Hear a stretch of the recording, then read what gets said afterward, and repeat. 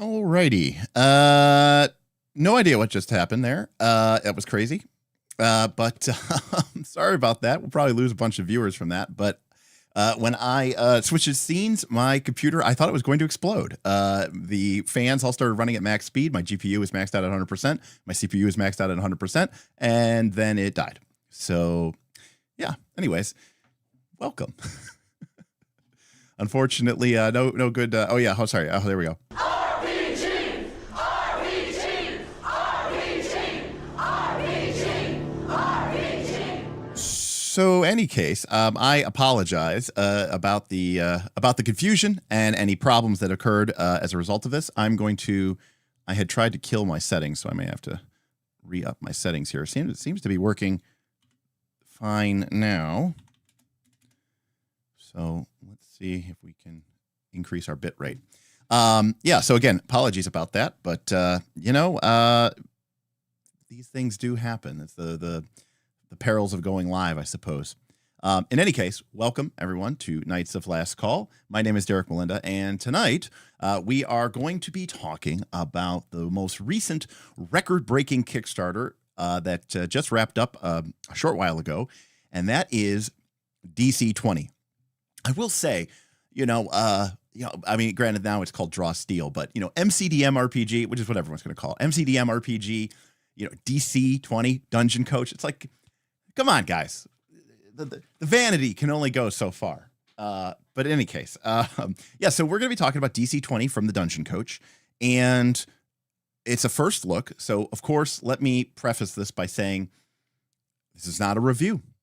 I don't even think if you've played the game, you could really call it a review. I think you need to, especially with a TTRPG, you really need to spend some time playing that game. You need to at least a couple of sessions, really see how the systems work, especially in some of these games that are, fairly in-depth and have a lot of mechanical pieces and parts to them.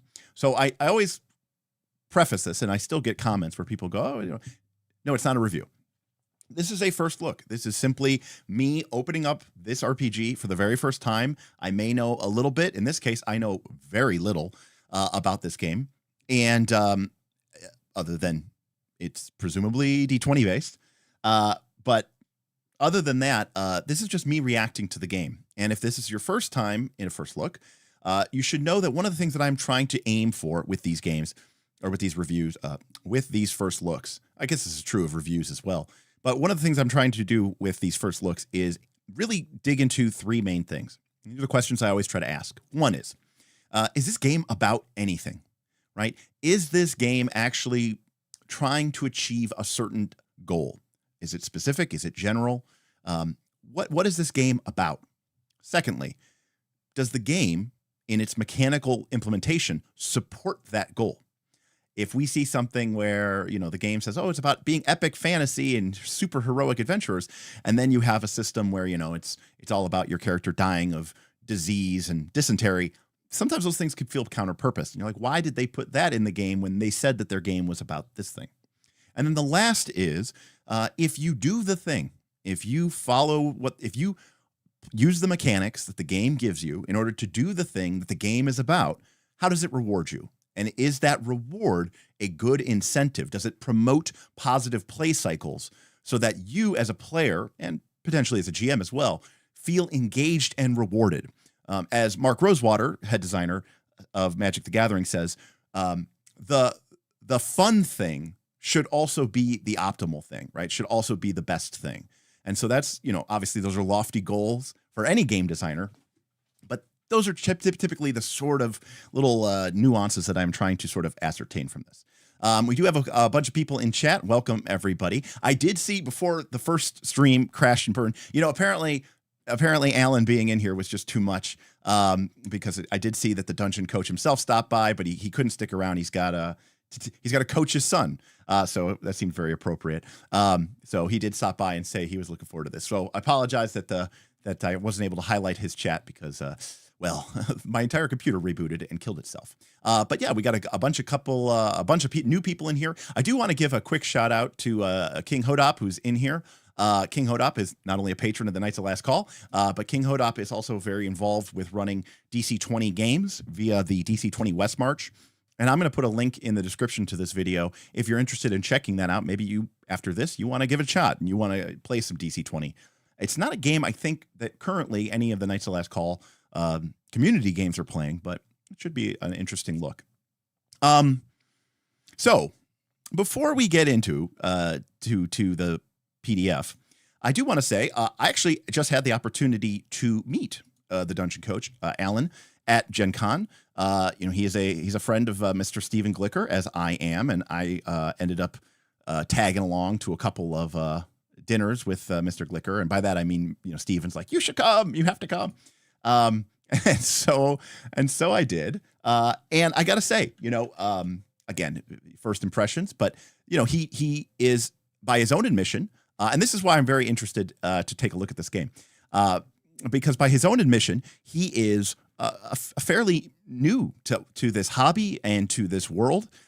He has not had a ton of experience with a lot of other games, but he is extremely earnest. And there's a kind of, and I apologize, Alan, but trust me, this is a compliment. He has kind of a Bob, from our channel, Bob Bumbarger, kind of Bob Bumbarger, childish naivete about it. He's very earnest and he's very excited about the game, and he's like, this is going to be so cool. So he has this kind of, as opposed to me, right, the jaded old veteran who can't be impressed by anything anymore. And that was kind of fun. That was a lot of, that was pretty refreshing to see that and to kind of experience that. But yeah, he by his own admission, isn't a student of the hobby as in my case, as I am.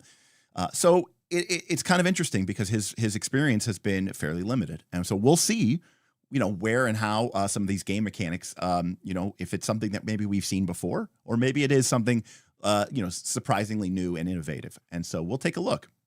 All right. Now, I will say, as we get into the actual PDF here, couple things. You can buy this. I didn't put a link to it, but I'll put a link down to it. It is the beta version, but it seems to mostly be fairly complete. It is kind of expensive for a PDF, but maybe that's a way of supporting the people who kickstarted it. But if you want to wait for the game to come out, I wouldn't blame you there. But there is, I think, a free quick start rules that you can download if you really just you don't want to pay any money and you just want to take a look at the game. So I'm not going to try to show like everything in the PDF. If you really want to see it all, go buy it, or at least wait till it comes out and then buy it. But I will say that I think, there's a lot of people. I won't lie. There's a lot of people that support this game. Had a huge Kickstarter, and in a sea of other Kickstarters that were coming and going, it was really surprising to see kind of a D20 game pull ahead. So we'll I think it'll be really interesting to see what happens with this. Now, also we have 2 tip goals tonight. They're both the same. If you want to tip, using our tip link, description of the thing below, or you can type exclamation tip or super chats. If you want to say something, questions, usually with these PDFs, I'm usually pretty focused on my PDF view window, which is over here, as opposed to my chat, which is right here. So it's sometimes harder for me to see your questions. But if you do give a super chat or a tip, I'll make sure to answer it immediately. But I just found out I'm doing a last minute trip to Vegas. My buddy Ron got a free hotel at the Cosmo, which just switched over to the MGM. So we're really excited about that, the Cosmopolitan. That just switched over to the MGM system, and he's a platinum MGM member, and we're also going to get our flights comped, or at least partially comped. So basically, it's kind of a free roll ride to Vegas. So if you want to throw some support and love that way, who am I to say no? All right. Let's see if we have anybody else here. Azazel says it's not a night stream if it goes perfectly. Usually, it does go perfectly. I actually really usually try to keep my tech in line. Let's see here. We've got self-confessed cynic says I'm not a robot, which is good. Apparently I was a robot. Just seeing here if there's anything else here. All right. Who is not an acquaintance? Who isn't an acquaintance of Mr. Glicker? He knows everybody. He really does. He really does know everybody. It's kind of crazy. All right. We all will bow in fear when the taskmaster comes on the floor. Yes. Assuming you mean the task manager. Yes. Oh, you did say task manager. Yes. Okay. All right. So this is DC20. And because this is a D20 game, what I like to do with these is I like to start by looking at the character sheet. because I think the character sheet can tell us a lot about these games. We've been down this road before, so let's take a look. The first thing I am noticing is that it appears to be a one-page screen sheet. So that's interesting. That's good. I like, a degree of brevity. Pathfinder PhD finally joined the Patreon on my birthday. Happy NightCon Day. Woohoo. All right. Yes. And if you're not familiar, August 22nd is the Knights of Last Call unofficial holiday. We were supposed to be having our first annual convention this week, but life and changes, life and curveballs have sort of kept us from those goals. But all right, here we go. Coral says, I hope you like points. All right, so we've got player name, character name. Great. We've got class and subclass, so very reminiscent of 5e. Ancestry and background, also reminiscent of pretty much most modern RPGs at this point in time. We have level, and then we have a combat mastery, which is our level divided by half. And again, I may be completely wrong with this. These are just my first looks. My first sense is that combat mastery is probably equivalent to 4th edition's attack bonus, which is basically, or essentially not even attack bonus. It's like your level-based bonus. It looks like it's level divided by 2. So whatever your level is divided by 2 is maybe you get to add to all of your combat mastery stuff. I could be wrong, but, I'm just giving my first impression. All right, so let's go over to the ability scores. We've got 4 ability scores, and I'm going to guess we combine Strength and Con and Int and Wisdom. And we did. All right, Strength and Con have been combined into Might. Dexterity has been renamed to Agility. Charisma is Charisma. And Intelligence, yes, Intelligence does seem to cover the gamut of Wisdom and Intelligence. I don't hate this. I think, 6 ability scores is kind of long in the tooth. I'm also kind of torn myself on the whole difference between Con and Strength. It's very difficult for, I think, most of us. This is kind of a complete aside here, but I think it's very difficult for us to imagine a person, in the fantasy genre sense. Because like in real world, you can imagine a low strength, high constitution person, right? Maybe some sort of marathoner, right? Marathon runner. But in like the fantasy RPG setting, it's kind of difficult to imagine the low strength, high con character or the high strength, high con character. And almost 80%, 90% of the time, when you have a character with high strength, they have a high con. Because they're probably some sort of, melee combatant, so they want more hit points. So anyways, I like combining those into one stat, and calling it Might, I think, is pretty good. So I like that. We do have this thing here called Prime, and it looks like that is going to be whatever your highest attribute is. Okay, interesting. All right, we'll take a look at that. We've got 5 tiers of what appear to be skills or proficiencies, very reminiscent of Pathfinder 2nd Edition, which of course is 4. But actually, if you include our mythic rank after legendary, it has 5. And it goes, by the way, 2, 4, 6, 8, and then 10. So following that same progression. Intimidation is a might check or might skill. I actually like that. Number one, it's a cool way to give social skills to the strong character, which I like. Granted, it's a very limited form of social skill, but I also think that it makes more sense. I've never liked the charisma as intimidation. I get the idea of the cool, calculating character who can be intimidating, but I feel like that should be the exception rather than the rule. But looks like the skills are fairly, rudimentary to the D20 system. Not a lot of skills in might, a handful of skills in agility. It's like 2, 3, 3, 3. And then you just have a bunch of knowledges. Okay, so I'm trying to think what is that. So that's 11 skills plus knowledges. So this is a condensed skill list here. Like, what are we missing here? Yeah, like maybe trickery takes a spot of a lot of different like pick locks and thievery and sleight of hand and all that other stuff. So that's interesting. They also all have a save, which I have to remind myself constantly is a 5e thing, right? Where attributes are saves. And then we've got a bunch of knowledges down here: Arcana, History, Nature, Occultism, and Religion. Are those might be exactly the same ones as in PF2. We have trades down here, which I'm going to guess are some sort of like professions, skills, for people who want that sort of fun role-playing thing. But I could be wrong about what these trades are. But this box here with trades and languages, this to me screams, the stuff for people who want to like role-play and pretend like this stuff is important. And, it's one of those like, D20 taxes that you have to pay, because if you don't pay it, people flip out and lose their mind. Like, let's take a quick aside here. Like 4th edition didn't have the profession skill, right? It didn't have like the sort of non-heroic skills. The game basically said your character could totally be a blacksmith. Your character could totally be a weaver. We just don't need rules for that. And it's probably not that really interesting to the core part of our game. And it's probably just something that's happening around in the background. Why we don't really need mechanics for that. That's not what our game's about. And people were like, my simulation. All right, we got a currency section over here. I do like the design. I like the layout of the, it's fairly simple and rudimentary, but it seems clear cut, easy enough to read. All right, back up here. We've got stamina points and mana points and hit points. A lot of points. We got maxes for all of them and currents. So stamina, mana, and hit points. Well, I'm going to assume hit points are hit points. And then stamina points and mana points, I'm going to guess, are probably used to power magical abilities and non-magical abilities. We have a physical and mystical defense that looks to be like an armor class. And then we have PDR and MDR, which I'm assuming stands for physical damage reduction, mystical damage reduction. So it looks like it's an AC plus DR system. All right, here's our combat section. I wonder, these are how you track your action points. Okay, we got a lot of those. It's our CM plus prime. Oh, okay, so whatever we attack with, I was right, by the way, it's our combat mastery. Okay, but apparently it's just used for attacking or spellcasting. So it's half our level, and then we're adding our prime, which is our highest stat. Okay, so if we have a really high charisma, we attack with charisma? Huh. I mean, well, we'll get into the rules. We'll see what it says.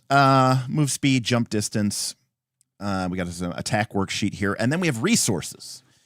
We have total and cap. We have rest points, which is level plus your might. And we have grit points, charisma +2. All right. And then we have a section for our features. All right. So not quite sure what the resources are, if this is some sort of like hit die hero point mechanic, but it might be. We'll see. But then what are action points? But, we can't get everything from the character sheet. My first initial reaction is, I'm a sucker for points. I'm a sucker for resources. So I will say that. I will say that I don't think it feels too gamey. But I could see where people would say that it feels too gamey. I personally think that we have come far enough in the, because again, I played 4th edition, and in 4th edition, you could be the warden who was a defender using the primal source, and their key stat was con. So they attacked with con. And even now in Pathfinder 2nd edition, we have the kineticist, which is a constitution-based class. So when they use their elemental blasts to target people and blast them with their elemental energies, they're using a con to attack with. So I've always been of the mindset that, same thing, by the way, in 4th edition, the sword sage would use his, or not sword sage, sorry, the sword mage would use intelligence to attack with their sword attacks. So I'm a big fan of the idea that we don't have to be so brutally rooted in simulationism. But you do run the risk that, suddenly you might say to yourself, so do any of these stats really matter if it's always going to be my highest? Is every character going to feel the same, All right. So we got DC20 here. The art has kind of a cartoony WoW vibe to it. I don't necessarily hate it. I don't necessarily love it. I do love the purple theme. That's very on brand for him. Good. And I do love this barbarian guy with the runic circle around his axe sailing through the air. That's pretty sweet. All right. We got information here about notes from the creator. We won't read through all of this, but the beta here is quite long, 143.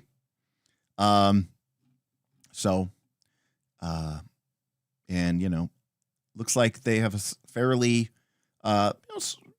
decent sized team, but not a huge team working on this. No names jump out to me.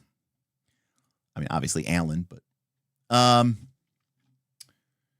right. And again, if you're interested in checking out or learning more about this game, I recommend that you check out the dungeoncoach.com. That's where I bought this PDF. But you can also check out his Patreon and, of course, his YouTube channel, which is much, much larger than mine. So here he is hyping up everybody and thanking you for being here. That's very cool. All right, here we go. Attributes. All right, so we've got 4 attributes. They range from -2 to +7. Okay, so we got rid of stats. Cool. -2 to +7. I'm fine. I'm down with that. We add these to our D20 roll. All right. Might can determine if we can use heavy armor. It's added to our maximum health points. So again, it's filling that roll of Constitution. It's used for skills that would use might. Lifting, pushing, dragging, throwing, encumbrance, some simulationist stuff. And might saves, which is, I don't know. I never...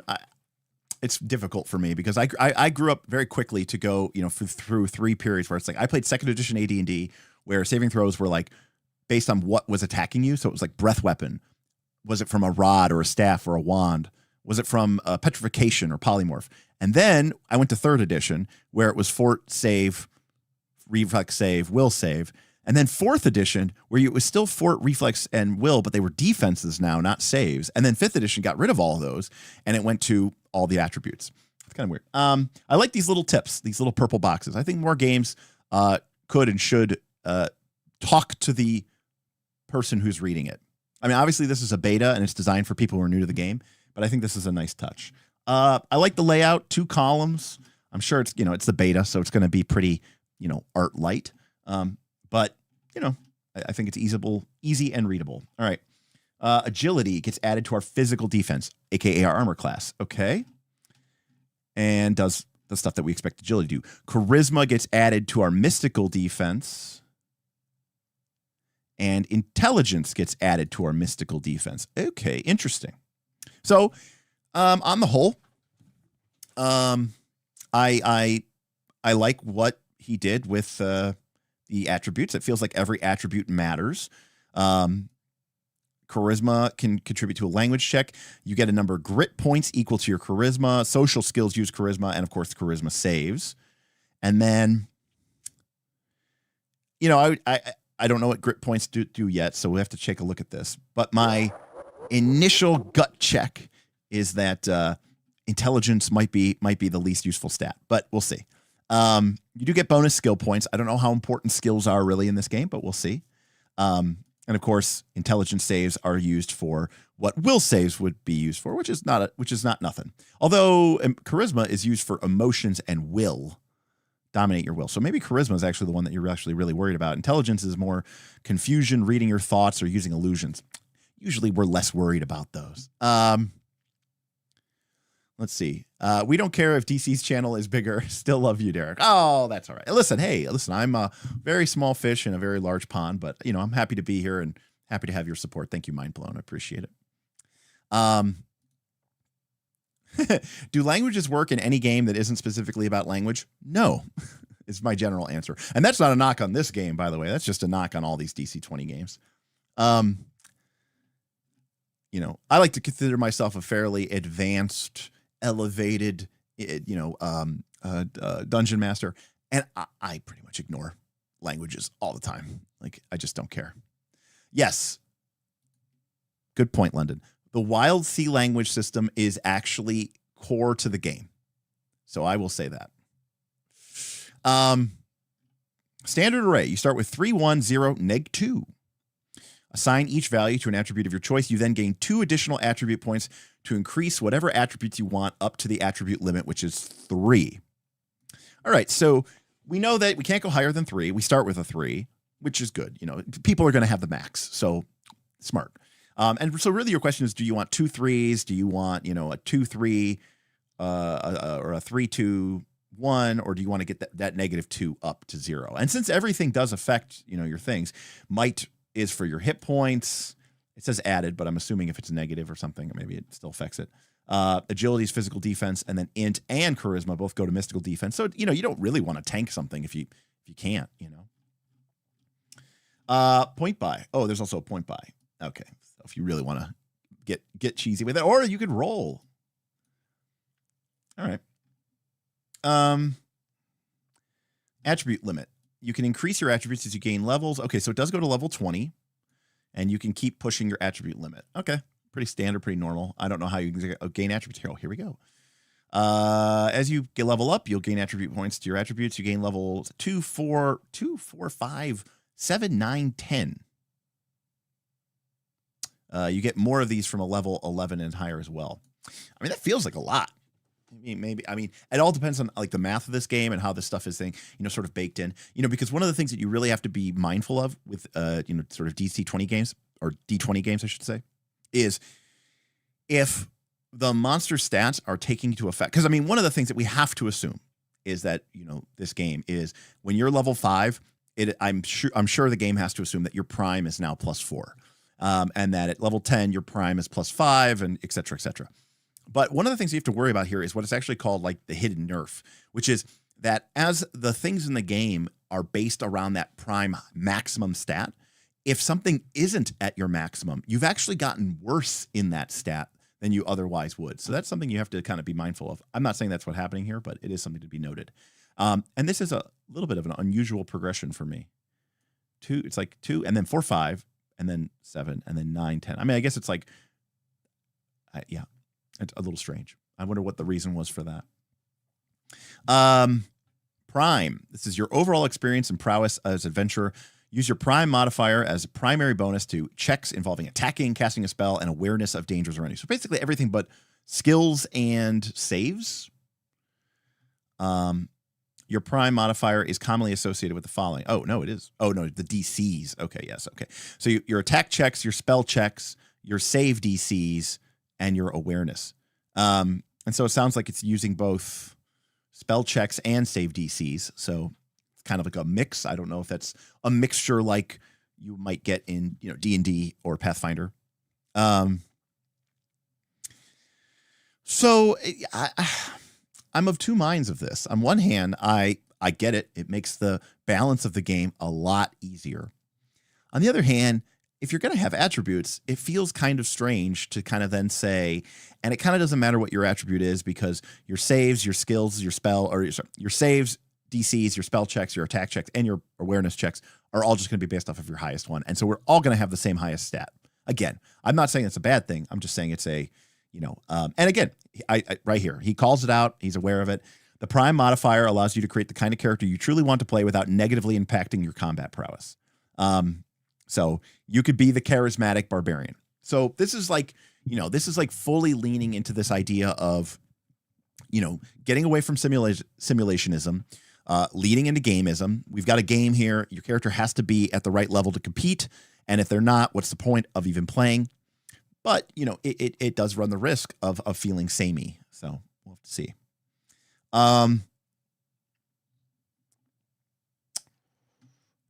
The value of your prime modifier is always. Yep. We're having a lot of fun tonight. That was just YouTube dropping me out. Okay, we're back. Let's see here. So yeah, basically it's always our highest. Even if something else becomes higher, it'll switch. So, and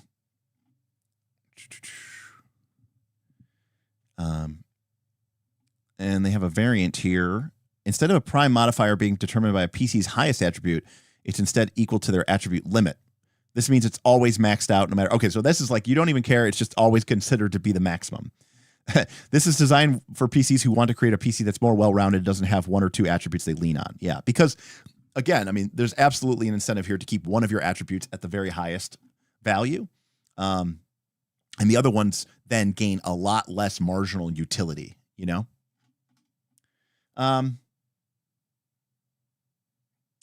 See here. Skosglen says, is there an elevator pitch for what the vision for this game was supposed to be or why the Kickstarter was a hit? I'm not familiar with it. So my sense, in fact, actually here, let's go to the Kickstarter, DC20 Kickstarter. Let's see what it says.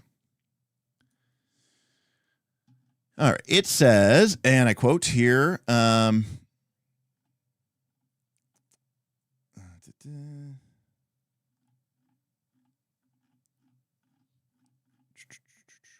DC20 innovates and breathes life into fantasy TTRPGs with a fresh but familiar rules, epic gameplay, and endless customization. 5e players will find what they have been looking for. So I think we're starting to hone in on maybe what this is about here. An intuitive and dynamic TTRPG that reawakens creativity, teamwork, and epic storytelling within us all. DC20 reimagine and levels up the best parts of the TTRPG we are used to using in order to forge its own path forward. And then it has fresh mechanics, more fun. Let's see here. DC20 innovating on the best parts of 5e and Pathfinder. DC20 forges a new path forward with reimagined rules for all aspects of TTRPGs. Exciting mechanics, empowered game master, custom character creation, dynamic agency.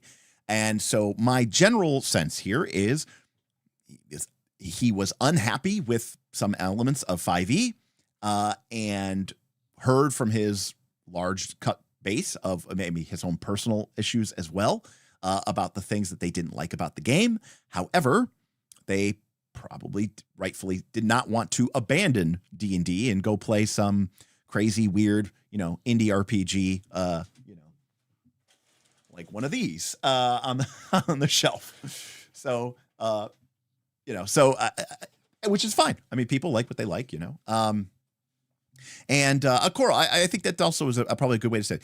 Dislike the amount of customization in 5e, but also dislike the tightness of the math in Pathfinder 2nd Edition. So we'll see. I mean, we'll get into the nitty gritty here, but I mean, I could see this. I mean, right off the bat, my general sense, just from the character sheet, is, this feels like it's got more, more going on, more widgets, than a 5e character would. And in fact, when I made my pseudo fun for funsies version of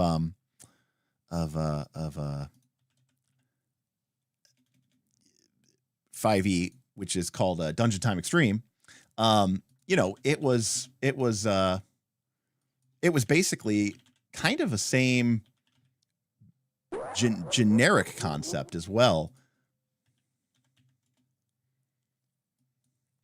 Hey, we got a super chat from Unikatsu. Just jumped in. Don't know what I've missed, but I bet there's a good audience for a game that's in between 5e and PF2 level of crunch. And maybe that's what we're getting here.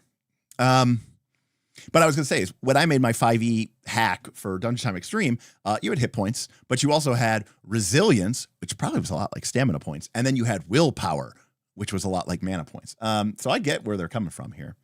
Now, I should also note, and I'm being completely honest here, stamina points and mana points, right, have hearkened to me to, things like stamina fatigue bars, from World of Warcraft. Mana points are obviously like, a mana bar. So there's definitely a strong element here of sort of MMO video gameness to these things. Calculating your spells and your abilities in points is pretty video gamey. It's very gamey, as they say. And I don't necessarily see people think that's a condemnation, but I don't think that's necessarily a condemnation. So, yeah. Anyways, Dharmidi says it does have heartbreaker energy. Listen, all games are heartbreakers in someone's eyes. But yes, this is technically meeting the criteria of a D20 heartbreaker, D&D heartbreaker. All right, so let's take a look here. So skills. I think we kind of know what skills are. Let's see if there's anything really jumping out here to us. They can use athletic skill. It's tied to an attribute. Looks like you have to roll that attribute. The only difference is awareness skill, aka perception, uses your prime attribute because, again, that's one that's important to the way that the math of the game works, and so it needs to be very high. All right, running, jumping, swimming, climbing trees is athletics, intimidations. Yep. Nothing breaking. I think we can all understand how this kind of pretty much goes by here. We haven't really talked about DCs in DC20 yet, but, we'll see. Knowledge, influence, nothing here is really all that different from what we've seen. I mean, it's covering the bases here. And here's our trades. They're representative of a creature's ability to perform with certain tools and professions. And I actually forgot, even as we got into this, because, again, I'm not a 5e expert, but I forgot 5e had that whole big thing about tool proficiency, which I always thought was so weird. And I feel like they put that in as a mea culpa after the blowback that they got from 4th edition. And I bet you they were sitting there going, I can't believe all these people fucking care about being, a leather worker in our heroic dungeon crawling game. But hold on a sec. I'm working on a patch. It was like, and I almost feel bad. I do feel bad for like the 4E design team, because they were like, why do you need your character's jumping through stars to battle demons? Why do you care about your character's ability to glass blow?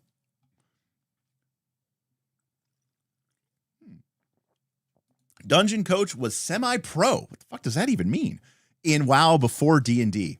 How could you be semi-pro? Was he like an arena battler or something? Okay, so that's definitely insightful into his gaming background.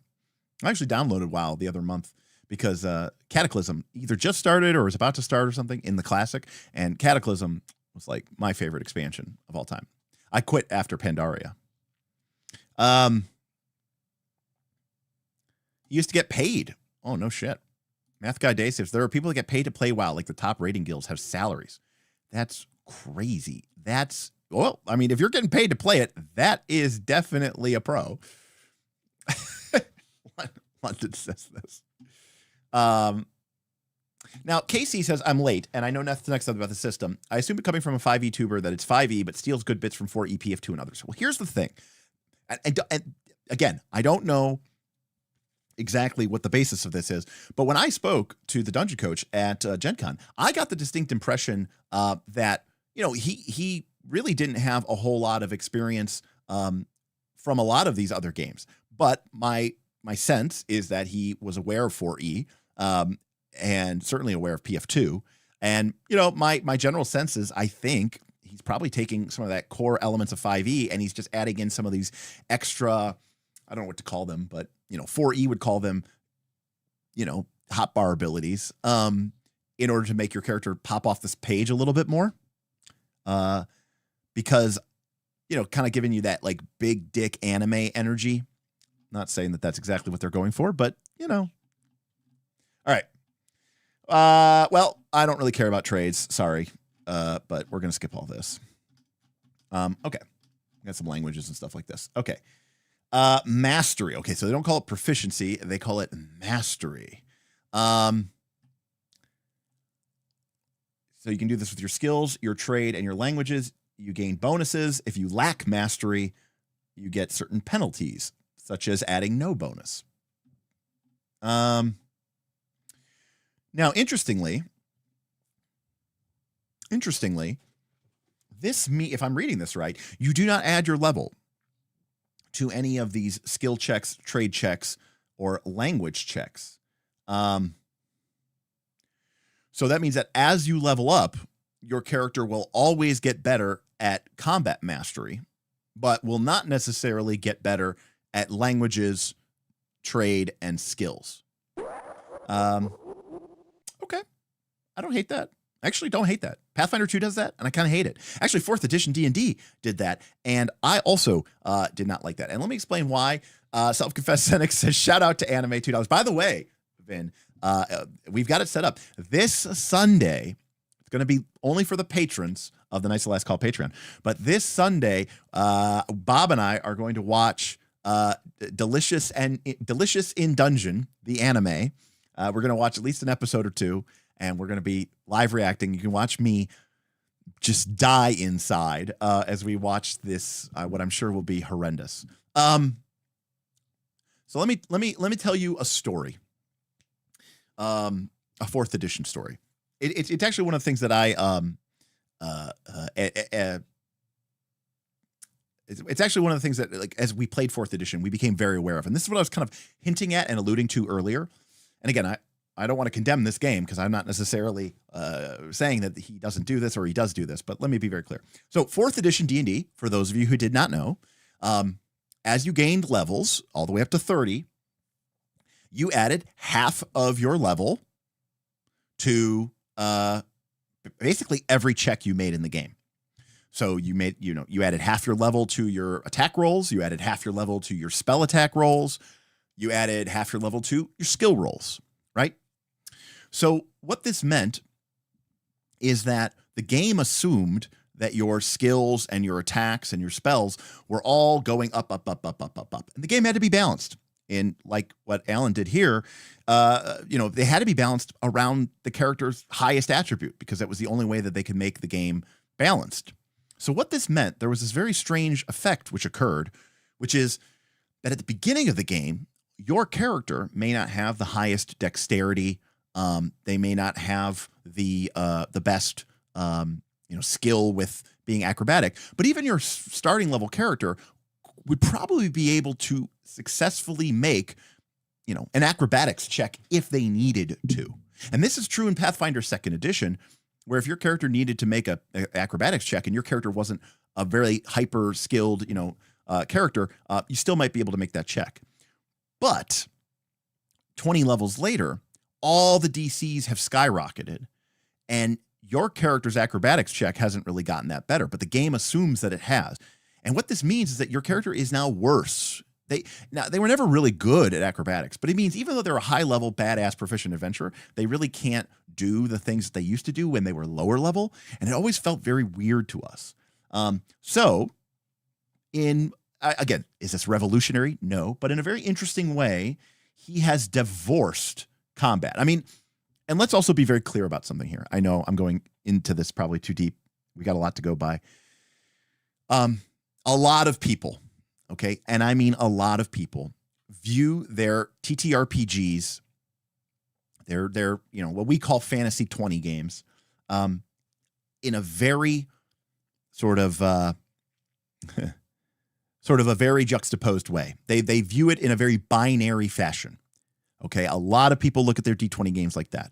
There's the role-playing game, we're having fun, the GM's making shit up, we're making skill checks, we're fluffy bullshit timing, we're coming up with cool stories, we're acting out, we're saying stuff in character, we're being funny, we're making fart jokes, we're flirting with the innkeeper, we're going to the town, we're getting drunk, and then, we're jumping, we're running, climbing over barrels, and then there's combat. And there's combat, and then there's everything else.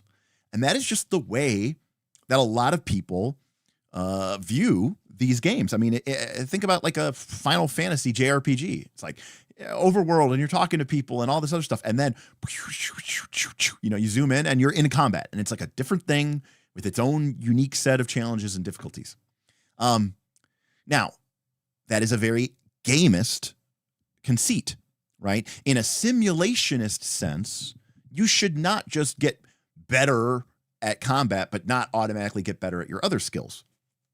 But from a game point of view, this is saying, hey, everybody needs these numbers in order to function in our combat minigame. And the combat minigame is really important to you and a lot of other people.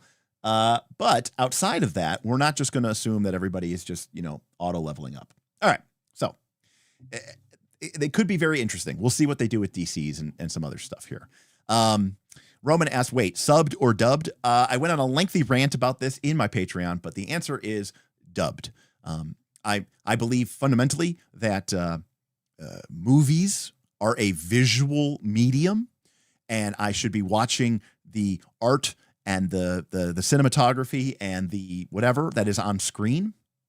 And while I do think that there is, situations where a subtitle can be effective, especially if you're trying to showcase that a character is speaking a different language or whatever, if the entire show is subbed, then I'm not really watching the movie. I'm reading the subtitles. So that's my sort of take on it. Now, granted, I'm sure for some of you who've been doing that for your whole life, maybe you can just read it so quick, or it's just like you're watching and reading at the same time. I don't know.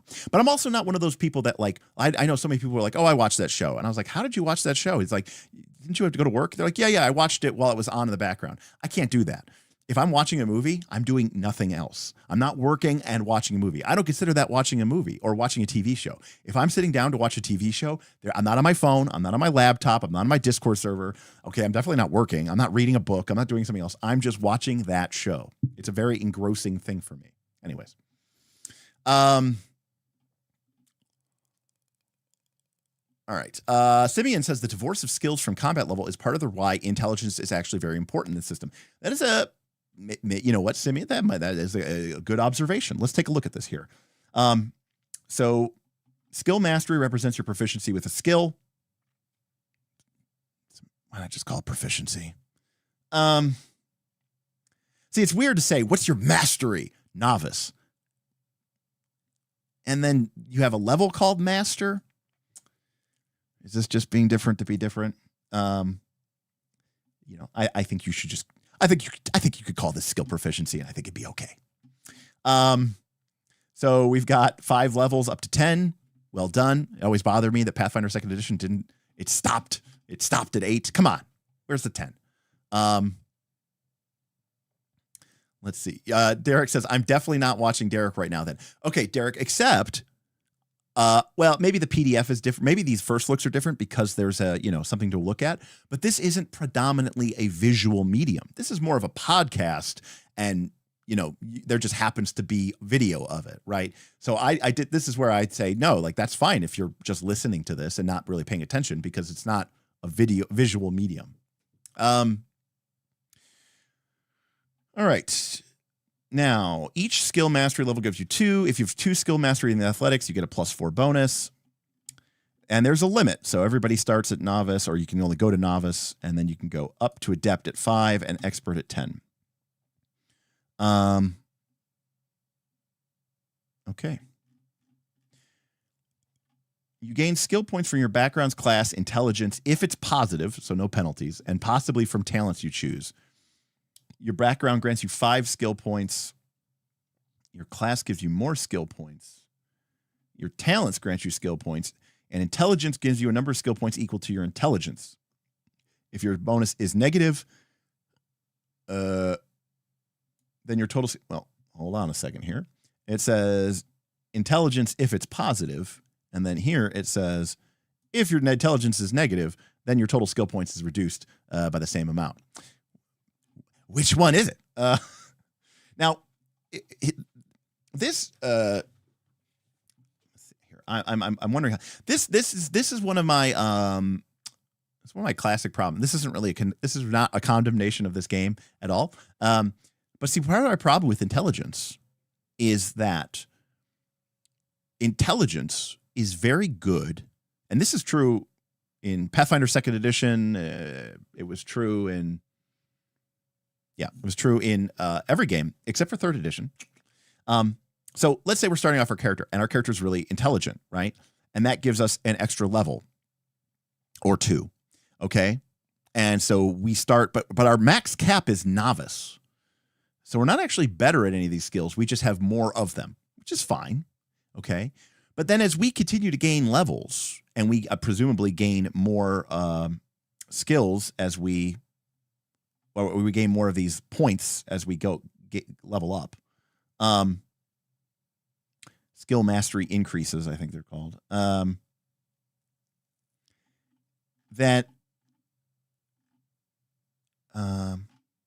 Do we get them from leveling up? It's not really clear here to me.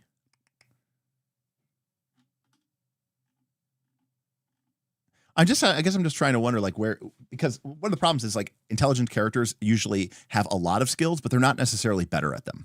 Is what I was trying to say here. Because, in Pathfinder 2, for example, all your bonus intelligence just gives you a bunch of trained skills, which are arguably a very limited value as the game progresses. Whereas there's never really a good way for them to, like, give you that, make you continue to get better at as the game goes on. All right. So then we have a section here on trade mastery. Oh, I did see something here. When you spend a skill point on a knowledge skill, you gain a bonus skill point that you can allocate to the same skill or a different knowledge skill up to your skill mastery limit. I like that. You get 2 for 1. Yeah, Isaiah, I mean, just something where you're like being an intelligent character doesn't just give you more skills. It actually makes you, like, better at skills. That's all I'm kind of trying to get to there. You get a specific amount of skill bonuses at specific thresholds based on level, I'm assuming.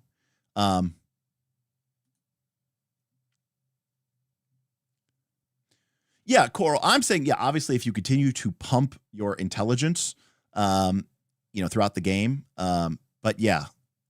And King Hood Up says, and to be honest, I've been arguing for the ability to spend a skill point to get expertise.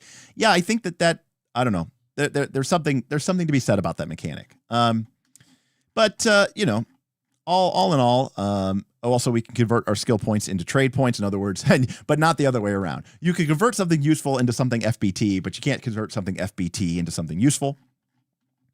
And then we've got languages.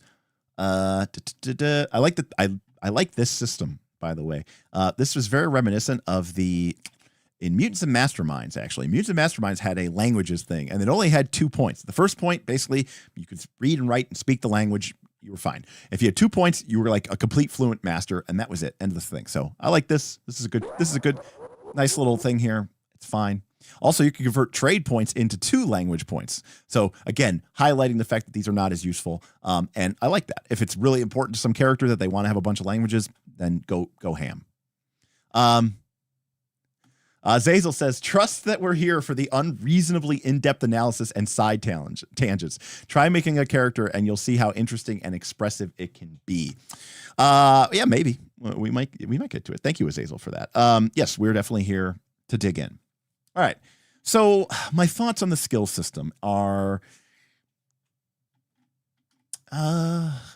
it's definitely got elements of Pathfinder 2nd Editionism, but of course, we have these level-based caps. So there's even though they aren't tied to level, they are tied to level. You know what I mean? Like if you meet somebody who is a master in a skill, they can't be a master until their 15th level. So even though it's not tied to level, it is tied to level.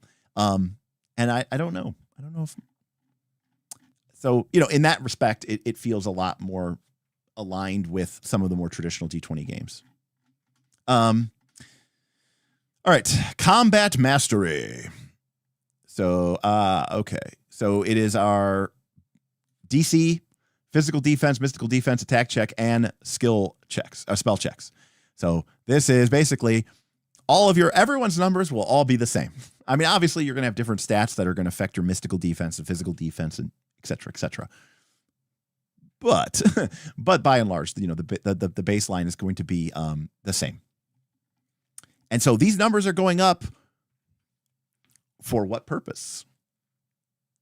Because everybody's numbers are going up at the same rate, and the monsters are going up presumably at the same rate. So is it number go burr? Apparently it's number go burr. Except it's not number go burr. It's number go half burr. So let's see here. We get it to our physical defense. We get it to our mystical defense. We get it to all of our saves. We get it to our save DC. So yeah, it's literally the yin and yang of everything. All right. Gaining combat mastery. You have combat mastery with attack checks, spell checks, physical defense, mystical defense, and your save DC. You can gain combat mastery with armor, light or heavy, shields, and saves, might, agility, intelligence, or charisma from your background and class and possibly your ancestry. Interesting.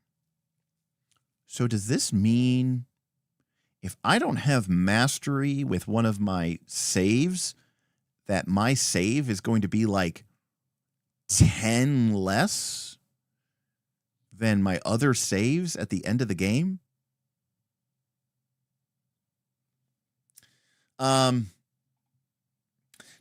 Akemo says half as burr as PF2 is still better than bounded accuracy. Ready? I like bounded accuracy. I like proficiency without level from Pathfinder 2nd Edition. And by the way, I don't think it is bounded accuracy because your proficiency bonus goes up in the game from +2 to +7 or something, +8 or something. So your bonus goes up. The monsters ACs and stuff don't, but your bonus to hit goes up. Your attributes go up. So you're actually getting just more accurate as you go on. So the accuracy isn't actually bounded in 5th edition. You actually just get better. I don't know why people call it bounded accuracy. Let's see here. Knucklebone says, yep. And I think they were responding to my thing about, is your save just going to suck? King Adobe says, I'm not entirely certain how save scaling is going to work. I've heard talks of gaining more masteries with time, but the beta only goes to level 2. Yeah, it's possible, Ikamos. I mean, I will say this. I mean, if your game cares about math and the balance at all, yikes, you can't do that. I mean, it just doesn't work. In fact, I'm a little surprised that's even a thing that you would have to choose. I mean, because it just seems like whatever save is, I mean, at the beginning of the game, whatever half level is 0 or 1 if you're rounding up.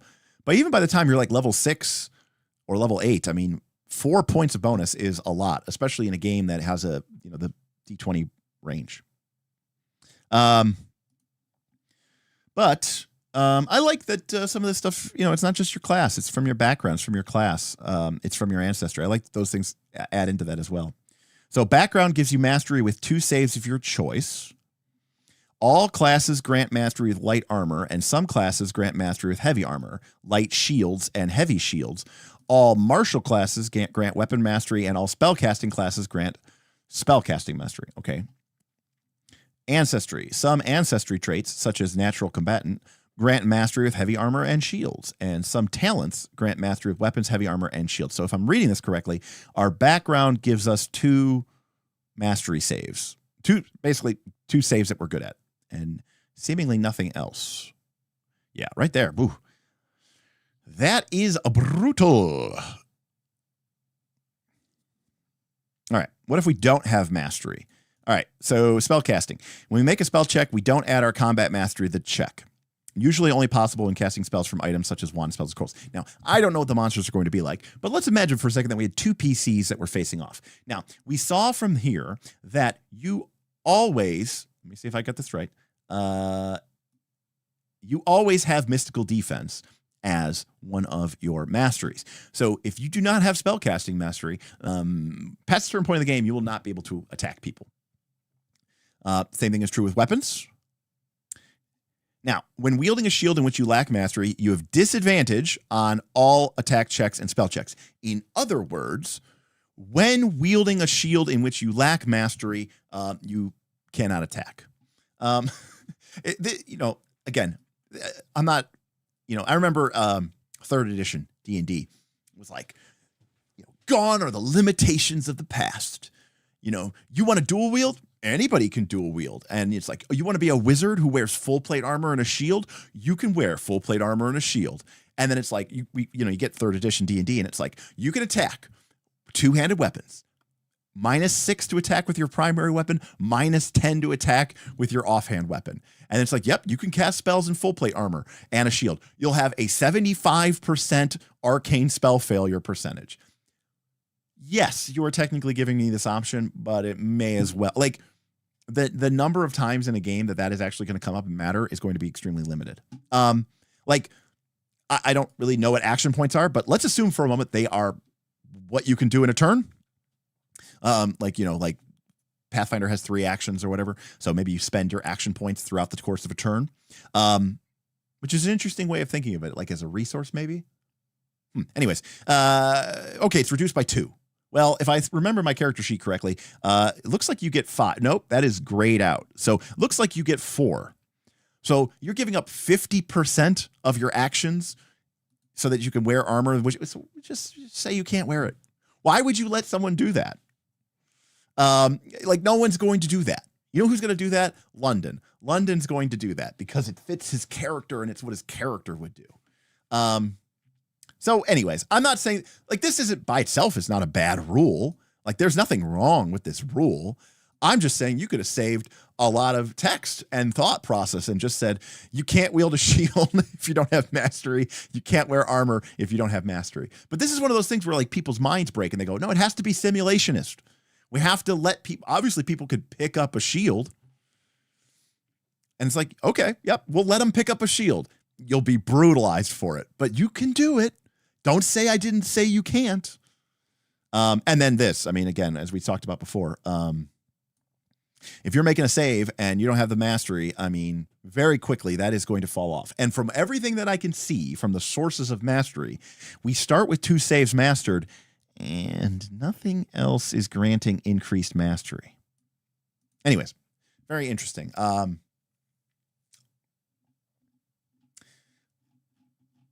right, so what are my thoughts here about the masteries in the skill sections and the combat mastery?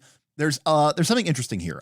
The idea of divorcing of let's call it what it is. The idea of putting the combat mastery on rails is an interesting choice when the skill system is not.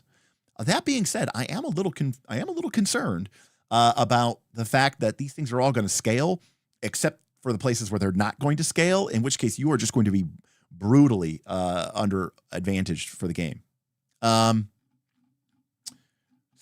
even if the game gives you additional save masteries later on, say at level 7 or 8 or 10 or 16, that is still a long, that's still a long road to hoe to be that behind in saves in that game.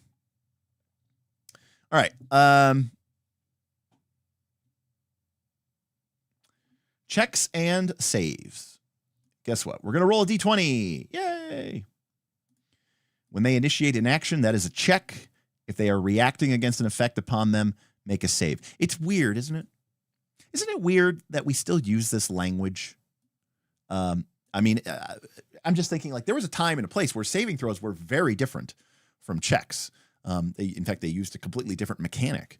And now that in the 5e era, saves oftentimes are tied to the exact same attributes as the checks anyways, it's very strange that we make a distinction between them.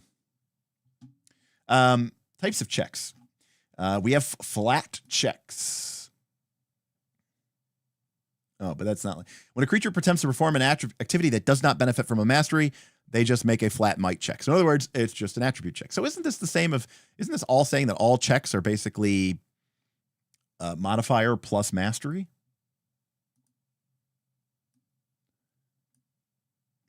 I'm assuming they are. Attack check, spell check, skill check, trade check. Is there a language check? Language check.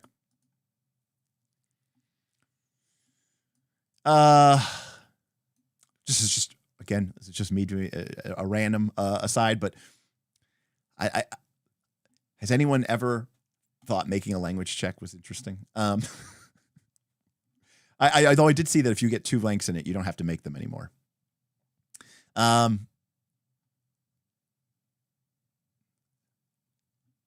Let's see here. Types of saves. So here's our saves. Okay, so one thing which I think you do benefit from by going to a 4 attribute model is, and again, my experience with 5e is very limited, but as I recall when I played 5e, they were like, look, you make strength checks and you make con checks and you make int checks and but in reality they were just fort ref will, and everything was con, dex, and wisdom. It felt like the opportunity for charisma saves, the opportunity for intelligence saves, the opportunity for strength saves felt very limited. And I, again, as I said before, my gut reaction based on years of playing D20 is that if I had to tank one of these saves, I mean, let's get a poll. Let's get a poll in chat. All right. I've got to highlight it on screen here. Let's get the poll in chat. If you had to tank, okay. And let's just assume, if you had to tank a save, which would it be? All right. So your options are might, agility, ka, and int. All right, let's take a look. Let's see what the chat says. If you had to tank a save, which would it be? So get your vote in now. Got 10 votes coming in here. Oh, hey, the dungeon coach himself is back. Let's see here. It is a given that someone is constantly in combat while leveling, so their combat mastery skills with that given. But skills, there's no assumption that you'll be doing them, which again is fair. And not only is that, I think that a fair assumption. That is basically, I mean, let's call it what it is. Most D20 games, with very few exceptions, most D20 games are just, combat grind surrounded by cutscenes, right? Like we've taken most people's D&D campaigns are a series of combat encounters interspersed with various, interpersonal / exploration / cutscenes. So I think that is a reasonable and totally expected given. So the skills are leveled up by choice. Yeah, I think that's an interesting dichotomy, and I'm interested to see how that would work. So saves will, okay, so here we go. Saves will be increased automatically at 5th and 10th level, so you'll have them all at 10th. Okay, so that means 8th level is the tough one, right? Because at 8th level, one of your saves is going to be 4 behind the other. Now, it's not the worst thing in the world that I've ever heard, but, 4 on a D20 is a lot. All right. I'll leave the poll up for another minute or two. Also, just from a a game effect standpoint, I actually, and this may sound crazy here, but I actually think I would tank. See, here's the thing. Historically, the things that I do not want to have happen to me is I do not like my character to be dominated, and I do not want to be confused, and I do not want to be misled astray because I hate wasting my turns. So that's why I would. It all depends on what kind of effects that the game is throwing at you. The fact of the matter is, a lot of these saves happen a lot more commonly than other ones. All right. Well, we got 38 votes in. So our final results are that 41% of you say that you would tank intelligence, 25% charisma, 17% agility, 15% Mike. Right. Yes. And so, yes, exactly. Agility is just damage, whatever. It's one of the reasons, Derek, I always tell people that fort and will are the two saves that are, assuming you're playing Pathfinder or a 3rd edition D&D, fort and will are the saves you got to worry about. Who cares about reflex? Reflex is almost always just damage. Now, that being said, it does say lose your balance. So maybe there's like something there that could put you off your stride. That's right. Cleric can always just heal through the damage, right? But if I lose my turn, that's like affecting not my character. That's affecting Derek, and I don't like that. All right. So this is just a nomenclature thing. This is not just a PF2 thing, as far as I know, but calling a flat check, like in the RPG dumb, flat check kind of has a connotation of not having any modifier to it. And I don't necessarily know what it is in the 5e verse per se, but I expect a lot of people will mess this up a lot because, again, in the calling something a flat check and then adding attribute is a little bit like wonky to me just because of the nomenclature. Again, it's not just Pathfinder 2. There's a lot of RPGs that basically refer to a unmodified check as a flat check, but this is obviously modified. So just something weird there. And again, we get to this prime modifier. This is the thing that I'd be the most interested to see. I mean, we talked about this earlier, but Azazel says he calls D20 with no modifiers a fate roll. Interesting. I don't hate that, actually. Coral, coming in. Cheers, Coral. Coral tipped $15. The thing that bothers me the most is that your prime ability, combat mastery, skill masteries, etc. all scale roughly based on your level, but at different rates and at different levels. I mean, the thing about, again, the idea here is that everybody needs to function at a certain level. And I get the idea of like not feeling like, cause like, let's actually turn the clock back a little bit, right? The fact of the matter is D20 games have been doing this for a long time. Okay. There was a time, okay, when you played D&D, if you were a thief, okay, or a rogue, and you had your dagger and you know what you attacked with in melee? Strength. You attacked with strength because strength was used for melee attacks. Even in 4th edition D&D, which a lot of people assume is super hyper gamist, which it is, but even in 4th edition D&D, regardless of what your class was, your melee basic attack used strength. You had to take a feat in order to use a different ability score. But then what ended up happening is we got to this point where people were like, okay, but my thief doesn't have a high strength, but they should be able to attack, right? Because they're a combatant. And that's when we started introducing this idea of, finesse weapons. And suddenly, you had characters that could add their dexterity and stuff like that. But this is all relatively modern tech. But it was a kind of a weird bullshit simulationism way to introduce this idea of maybe it's not just strength after all. This is cutting through that bullshit. It's just saying, look, your barbarian attacks with charisma. Now, I think there was a sidebar that says it's up to you to describe that. It'd be very weird if if you described how is my barbarian attacking with charisma? This is where you get into this weird push-pull system where the attributes themselves are inherently, now obviously I can imagine a world like maybe my barbarian is, I don't know, screaming all the time, right? But like, it's just one of those things where because attributes are ingrained in us as being simulationist, it can be very off-putting. Like if your attributes, instead of might, agility, charisma, intelligence, if your attributes were earth, air, fire, and water, then it's suddenly like we don't have as like what does it mean to have a high fire? We don't meet that doesn't bring up a simulationist concept as it might when you have a high might or a high, agility. And I also think because of that simulationist nature, and Knucklebone says you don't attack with charisma, you attack with prime. True. Prime just equals your charisma. Okay, but Knucklebone, I mean, we can agree, right? That is just a. I mean, that is just a. You're backing into the explanation of the simulationism, but it's not, right? Like, what is prime? Right? Prime is nothing. It's a gamist concept. And to be clear, there's nothing wrong with gamist concepts in a game. But I'm just saying that, for some people, this can be a bridge too far, even if it makes the math and the effect of the game a lot better. And by the way, a lot of games don't do this. And so what they end up having to do is create a insane workaround where you have to come up with a bunch of bullshit feats and crazy ability bonuses just to let your character function, or the character doesn't function. And there are some classes that historically in Pathfinder 2nd edition, for example, have unnecessarily lagged behind the other characters because of this weird interplay of ability scores and trying to maintain that dedication to the simulationism that is no longer, quite frankly, relevant to the way that these people are playing the game. Like, let me ask you a question, people in chat. If you're playing Pathfinder 2nd edition, would you be really all that upset if the war priest got to attack in melee with their wisdom? I don't think you would, or if you just, made their key stat strength, like, would that be the worst thing in the world?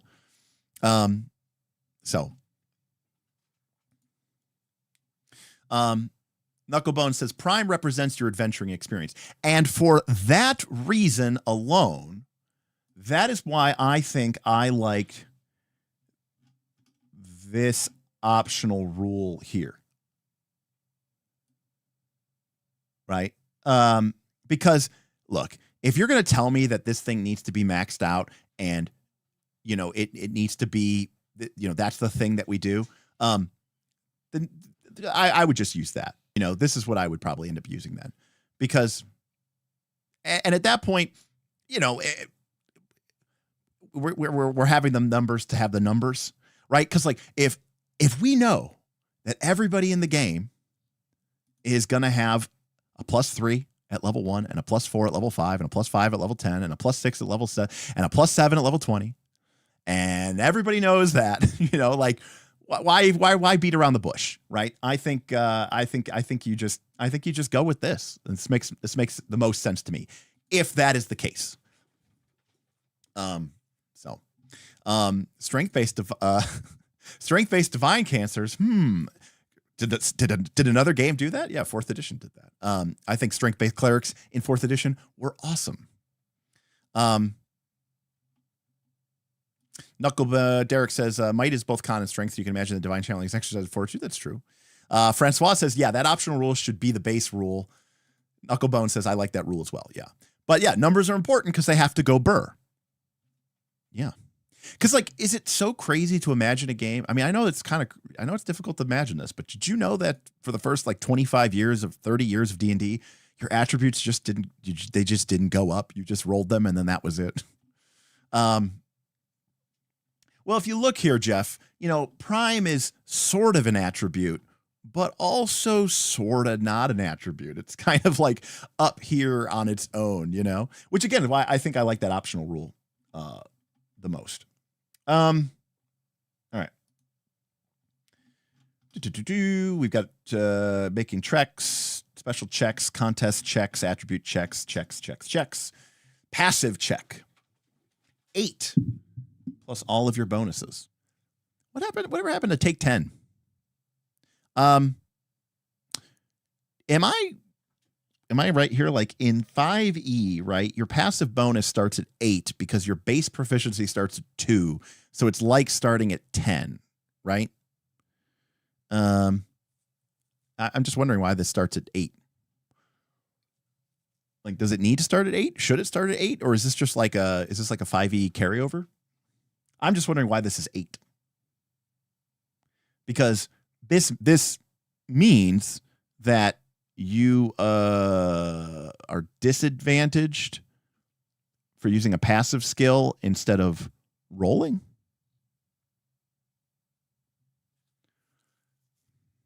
So skills start at +2 as well in DC20.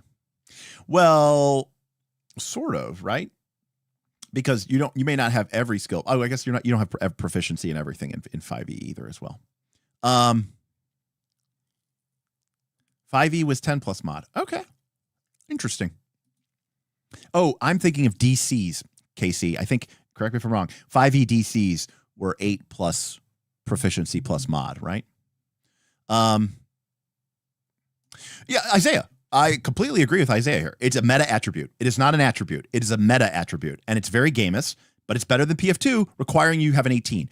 PF2 gives you all these options, okay? A, B, C, D. I don't know why people don't say that more often, but I always do, right? Ancestry, background, class, decide, because you get to or distribute, right? Because you could distribute 4 more boosts. But you know what? It doesn't. I mean, you're gonna have an 18. So realistically, there's like 3 arrays that you can have. And also, there are classes out there, which because it's not a key stat and your class defines your key stat, you can't even have an 18 in the stat that you want to have. Like if you're an eventer who walks around with a gigantic steam-powered piston hammer, you don't get to attack with your int. So yeah, I want my strength to be 18, but the game won't let me. And that's very frustrating when you know that the game's math is based around you having an 18 at the start of the game and maxing it out at every opportunity throughout the course of the game.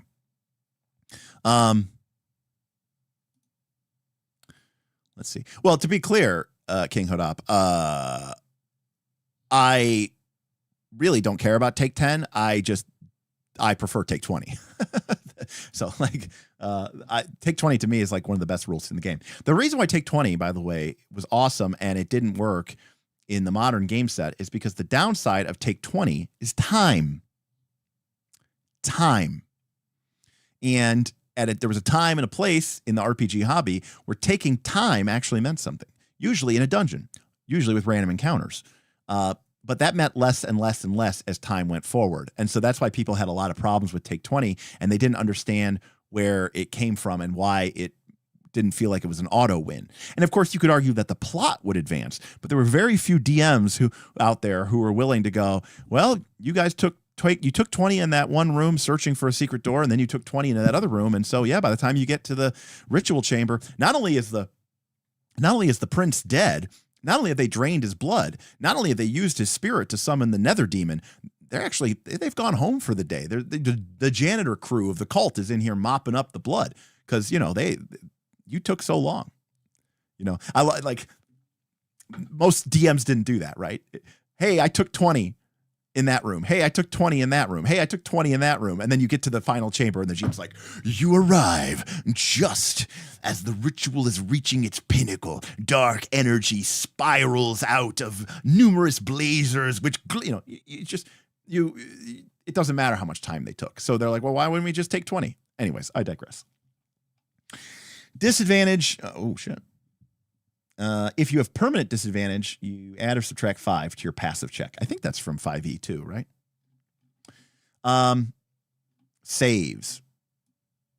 All right. D20 plus attribute plus combat mastery, if applicable. And we learned you start with 2, you get a third at 5, and you get a fourth at 10. Does DC20 have any group check rules? I don't see it. I don't see any group check rules, but maybe we can get to them. But we are almost through the group. We're almost through the checks. So, yeah. By the way, folks, we're gonna probably be here till like at least 10 o'clock. King Hadoop says no, but Coach teased something in the last stream about mechanics coming down the way. Let me be very clear about something. I'm talking to Alan here specifically. If he ends up watching this, or to those of you in the DC20 community, figure out the best way to do group checks that does not involve endless dice spam, pointless helping, and you will have yourself a successful game, okay? Group checks in today's RPG sphere is how games, in my opinion, can live or die. I don't necessarily mean, skill challenges, okay? I just mean, interesting choices. Coral says, "Oh boy, I hope you like helping." Okay, well, we'll get to that. All right. Death saves, 10 or higher. It's a death save. I think that's pretty standard from 5e as well, but we'll see what Death's Door rules do here in a few more pages. Physical saves, mental saves. Interesting. Some saves are organized into categories. Oh, I don't like this rule. Like why have like hidden saves, and then it just uses your best? So now the saves don't even matter as much. I don't know if I like this rule. It's just kind of like we had like. Why not just say, oh, if the spell withers your body, you're like, make a might check. I don't know. This one here, this is a weird one to me, why this came out. It also says there's death saves, but I guess that is the death save. But like, interesting. Like a creature that attempts to resist being teleported against its will would make a mental save to stay in the same location. But why wouldn't they just make a, intelligence save? That feels like that would be what would be most appropriate, Isaiah says this is a solution to you not getting all your saves until level 10. Yeah, I mean, maybe. But that just feels very heavy-handed, don't you think? I think it does. I don't know. Because it's like a hidden save, and it's like a double layer of complexity, and it just feels like, again, there's this very old cartoon, and I wish I could find it because I wish I could show it. Okay, this was like when I was a kid and I would watch like Looney Tunes and stuff, and it was like one of those. I don't know if you remember these really old cartoons if you're older, but they would have like these like almost like fake documentaries that were done in the cartoons. It was really weird that this is like what we would show children, but I remember it was like making fun of like the U.S. Postal Service, right? Like this is the kind of comedy that kids had, and they, like that voice comes over and goes, and here we have a hardworking postal employee. He's sorting through all of this mail at breakneck speed. This is a very important thing. And you see this postal worker who's like taking all these letters out of this big, huge bin that is, unsorted, and he's throwing them through all these different slots in the wall to sort them. This goes there, that goes there, that goes there. But then like, the camera pans and you see that all of these slots just head into the same bin and then fill up. So the idea being is that like they're doing all this work, but at the end of the day, it all just ends up in the same bin anyways. So like, generally speaking, I again, it's not a review, but generally speaking, I don't think I like this. I'll just say that. Save DC is 10 plus prime plus combat mastery. Okay. Nothing super dynamic, nothing super different there. Okay. Some game features, such as maneuvers, which, by the way, is exactly what 4E called its martial powers, by the way. Techniques, spells, both deal damage and impose an effect on its target. This is called a dynamic attack save. The provoking creature makes an attack check or a spell check at the same time the target makes it save. So I'm making an attack roll and you're making a save. Interesting. All right, well, let me I don't have a good way to describe this. But again, let's see here. Hold on a sec. Actually, let me just very quickly here, just very quickly. I'll even have to use my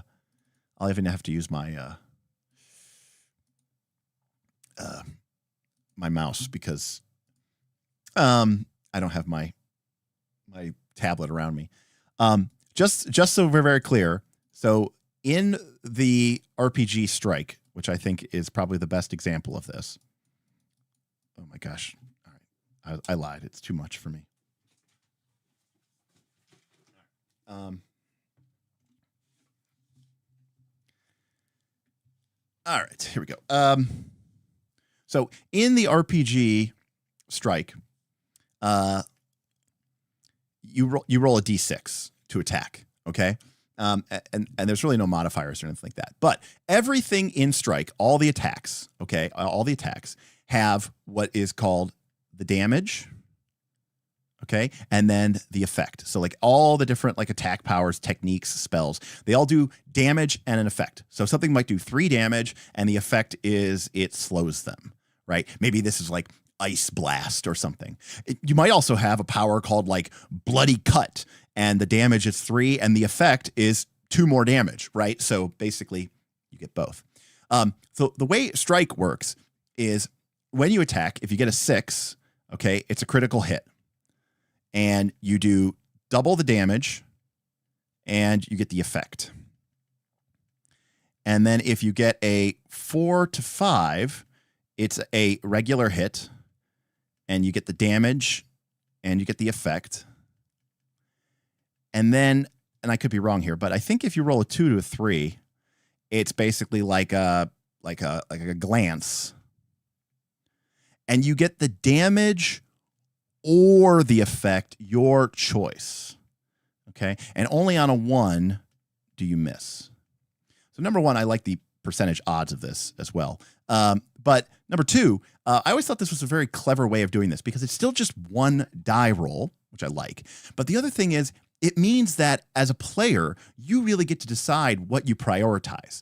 Do you in this instance, maybe if you're, you're that ice mage, frost mage, casting this 3 damage, 3 damage slow spell, you're not actually really that worried about the damage. I mean, it's great if you could do the damage, but what you really want to do is slow that target down so that it can't get to your cleric or priest or whatever, friend, party member. Well, the good news is if you roll anything between a 2 to a 6, you're going to get that effect. You might not get to do the damage if you roll a 2 or a 3, but you get to choose. So there's this kind of fun way of sort of like of dealing with that, which I've always really appreciated. All right. That was it. I just wanted to go over that. The reason why I bring this up is, 4th edition did away with this because in 4th edition, you just made an attack roll. There were no saves, but some of the attacks actually targeted like the fort defense and the will defense. But the problem with 4th edition was a lot of times it was all or nothing. If you hit, you got to do damage and they would have an effect. But if you missed, you just missed. And while this does separate them, it does so in a way that, number 1, puts some of the choice out of your character's hands. Number 2, it means that, there's a lot of dice rolling going on and you have to, did I hit? Did you hit? Did you pass the save? Did I pass the save? And so there's a lot of things that, that it just feels like this could be very table CPU intensive, Again, I could be wrong, but I have found, like, for example, they're on this stream. If you look, I have talked about how I felt like one of my design failures. I made a series of custom troll monsters for Rise of the Rune Lords when we were playing that. And if you remember, I had these troll artillery monsters, right? They were called the troll flesh flingers, I think is what they called. And the idea was that the trolls would rip out a chunk of their own flesh and throw it like a thrown weapon. So they were kind of like a long-range troll damage dealing. And because I was playing Pathfinder 2nd Edition, I'd make an attack roll, and then if I hit you, you took damage, and then you had to make a fort save or become sickened. And as anybody who knows who's played Pathfinder 2nd Edition at higher levels too, there's a lot of, I hit them, I crit them, I did, they have to make a fort save, they have to make a reflex save because of this additional effect on my weapon. It really can drag the game out.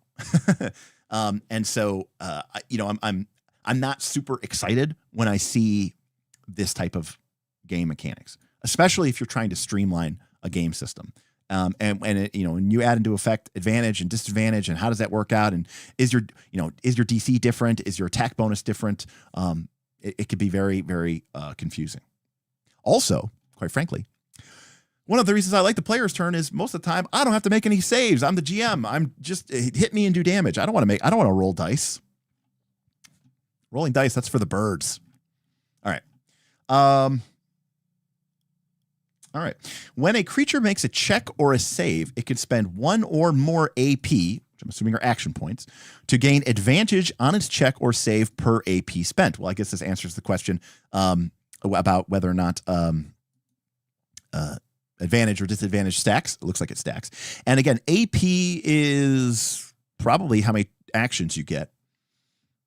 Okay, so it's like a resource that you could use. It's pretty tough to want to trade in your character's ability to do things just to gain advantage. But advantage is very powerful. I mean, there is something to be said in most instances of D&D.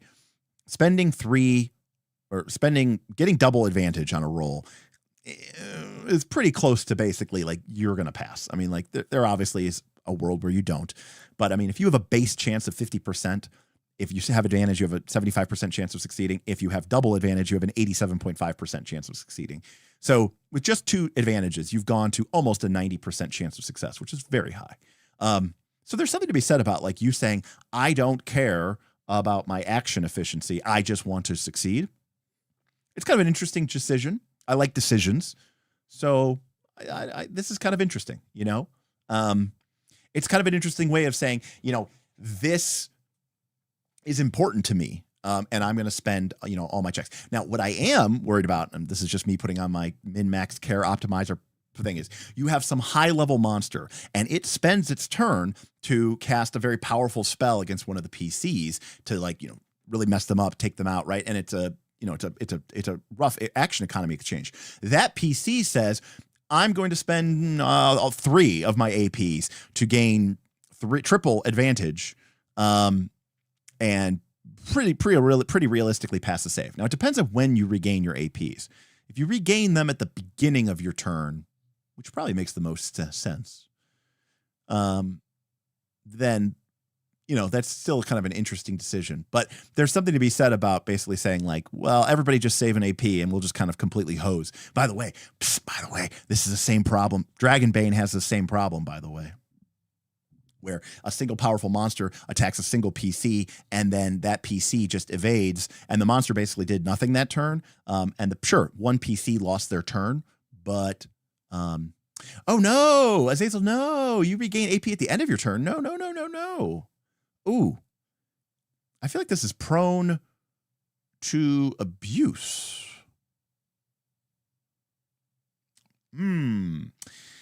Again, I mean, we can get to it, but again, I guess I'm just thinking of a situation, you know, right. I get the idea of reactions borrowing from your turn. That's an interesting way of sort of thinking about the problem. But I think what you would want to do then is give the people the actions at the beginning of the turn, and then you have to decide, do I want to go all out and use my very active abilities on my turn, or do I want to save back some of my actions to be able to use them as a defensive measure? And this way, if a player wants to save actions so that they can hose a higher level boss monster, then they are essentially they're going to have to give up a good chunk of their turn, you know? Can you use AP for your saves and advantage on it? I mean, it says this. When a creature makes a check or a save, it can spend 1 or more AP to gain advantage on the check. So basically anytime, and a check is pretty much the game only has 2 things, checks and saves. So yes, I think it's pretty much anything in the game. How does that work when you're not in combat? Is that a problem? Here we go.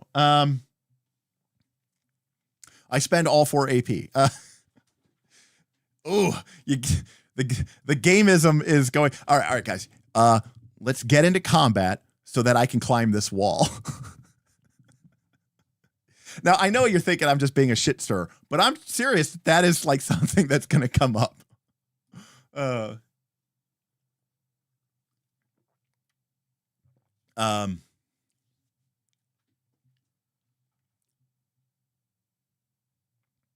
Let's see. Yeah, the kind of bag of rats. Yeah, I mean that's part of it. I mean, you know, I'm just saying, like, that was. I mean, it's funny how things have changed. You know, because one of the things that people hate about 4th edition, they were like, you can't even use your powers outside of combat, which was a lie, by the way. You totally could. People just didn't understand anything. But there were instances, like, for example, in 4th edition D&D, you know, you might have an encounter power that lets you attack a monster, and then if you hit the monster, you can heal one of your allies. And so then the idea was, well, can I attack like a rat outside of combat and heal one of my allies? And the idea was like, well, no, you can't, because you're not in combat anymore or something.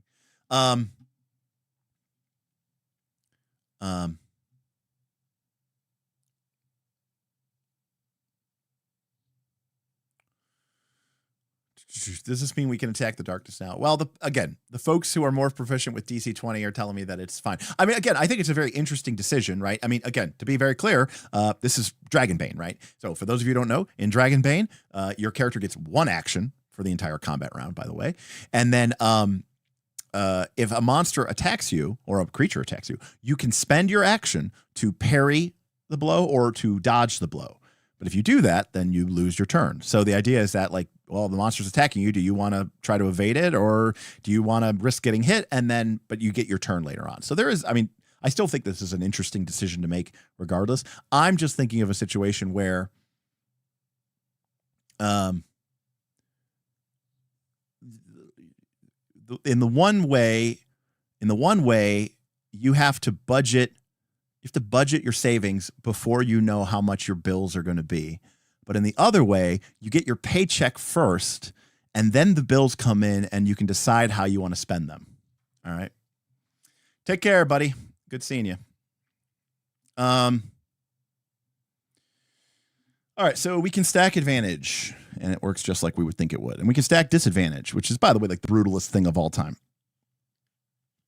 It's like stacking disadvantage. It's just like anime. You know. In fact, when I played 5th edition, I let advantage and disadvantage stack, and my rule in 5th edition was, I think I made all the DCs 11. I think if you have advantage, you had advantage. If you had disadvantage, you had disadvantage. If you had double advantage, you just succeeded, and if you had double disadvantage, you just failed. Like I just like made it like super binary. All right. And of course they cancel out 1 for 1. Yeah. Okay. Gaining advantage and disadvantage on checks made against other creatures is very common. Now, I'm going to say something else here. It's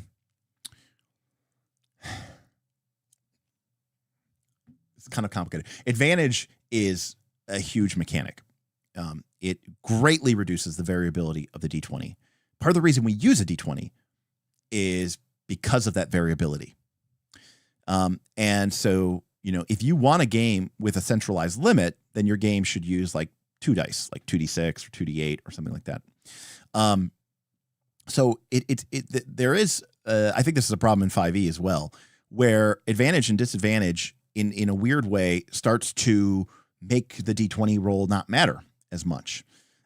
It feels like the D20 roll still matters, but behind the scenes, statistically, it is mattering less and less and less. And it is something that it can maybe sometimes goes against the game. The difference is it feels really good because it feels very empowering, and rightfully so it should, because it is such a huge numerical bonus to the outcomes of your rolls.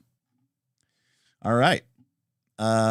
Multiple check penalty. Well, this is straight out of Pathfinder 2nd edition, except they're using disadvantage instead of a numerical penalty. But guess what? The numerical penalty in Pathfinder is -5. And guess what? The effect of a disadvantage is almost equivalent to a -5. So this is very similar. But it's only for the same check. Okay. So attack check, spell check, specific skill checks. So attack is bad news. I am torn. I am torn on this. I'm torn on this with Pathfinder 2nd edition too. You know, Pathfinder 2nd, remember I was talking about the dual wielding? Pathfinder 2nd edition was like, our game is so exciting. You have 3 actions to decide to do with what you want. Do you want to move, raise your shield, move, and then strike? You could do that. Or if you're engaged in melee, do you want to strike? You could do anything. The game is infinite tactical cinematic flexibility. Okay, cool. Oh, but by the way, after your first attack, you have a -5 penalty to your attack roll, which is already pretty brutal. And then the second attack or any subsequent attacks has a -10 penalty to your attack roll, which is like so brutal as to basically say, why waste your action? So it's one of those weird things where they're like, look at all this flexibility you have, and here are the terms and conditions. And it's always kind of like, oh, like it's a weird thing. And I get why they do this, because otherwise people would just attack. But I mean, I don't know. I'm not a game designer, so I don't know what the solution is. But and by the way, notice it does not apply outside of combat. Some actions have penalties when you take it multiple times, such as the help action. These penalties count as the multiple check penalty for purposes. Okay.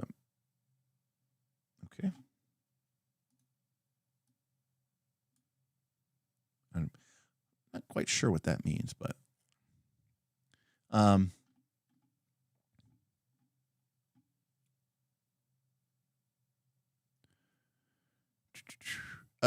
Francois says this is not the same because you can use AP to improve one of your attacks or give yourself advantage. But then aren't you kind of going against the whole like theme of the game having 4 actions if you're having to like use them just to be able to function?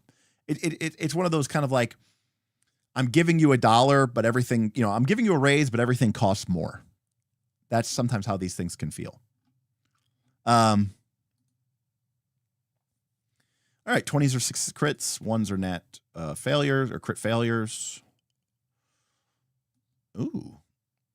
It hits, it does +2 damage. We haven't really talked about damage here, but it seems like the damage is fairly low if a crit is just static +2 damage. All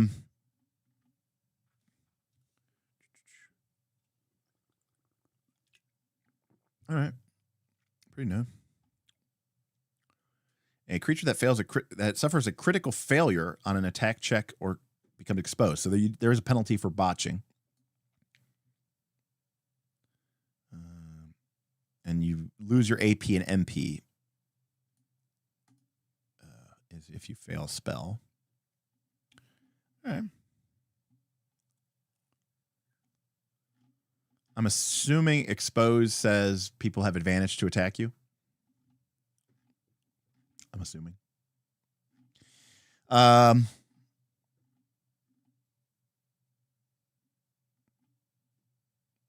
mean, good tip here. I mean, this is reasonable advice. Don't roll if it doesn't really matter. Degrees of success, and they're in increments of 5. Number 1. Here's the thing. I actually like 5 over 10. I like degrees of success by 5. That being said, I will be honest with you. It's harder math for people to figure out. 10 is very easy.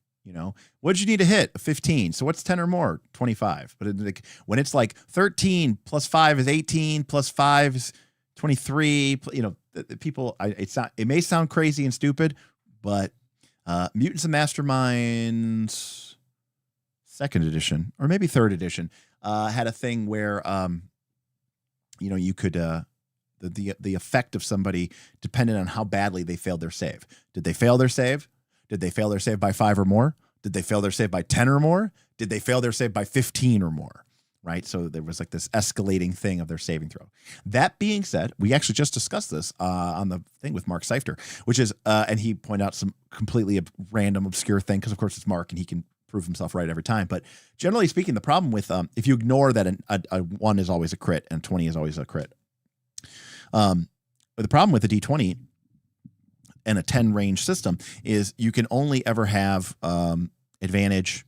You can only ever have a 5% chance of critting, a 5% chance of critical failing, and then 45 of succeeding. If you start gaining bonuses, then instead of 4 possible outcomes, it becomes 3 because, again, ignore for a fact that 1s and 20s are crits. Because the other ones fall off the range because it's only 10. It's plus or minus 10, which is 20, which is the range of a D20. When you're talking about success ranges of 5, this gives you a lot more room to play with. It is, however, mathematically more taxing. And as someone who has a degree in math and computer science and data science, even I can say, this does make the game harder. Again, I played Mutants and Masterminds, which used a very similar situation thing here. It was success by 5, success by 10, success by 15. So not quite every 5 beyond that, but what is even success by 20, right? Any case. But it makes the dice roll matter more. And again, I don't I like this better than the 10, even if it is more mathematically complex. Of Pathfinder 2nd Edition. And we have degrees of failure as well. Okay, so both. Other than that, though, it's very similar to the way that Pathfinder 2nd Edition works in that respect.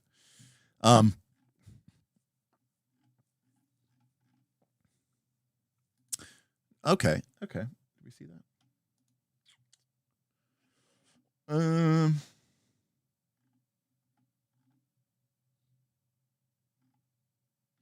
Did I miss where that would be on the sheet?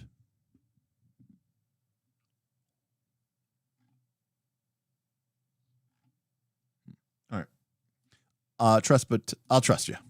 All right. We have martial attacks. We have spell attacks. Melee range is 1 space.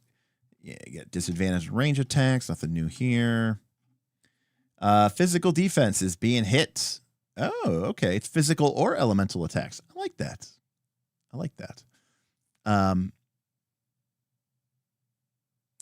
Heavy and brutal. Okay. That is what that means. Got it. All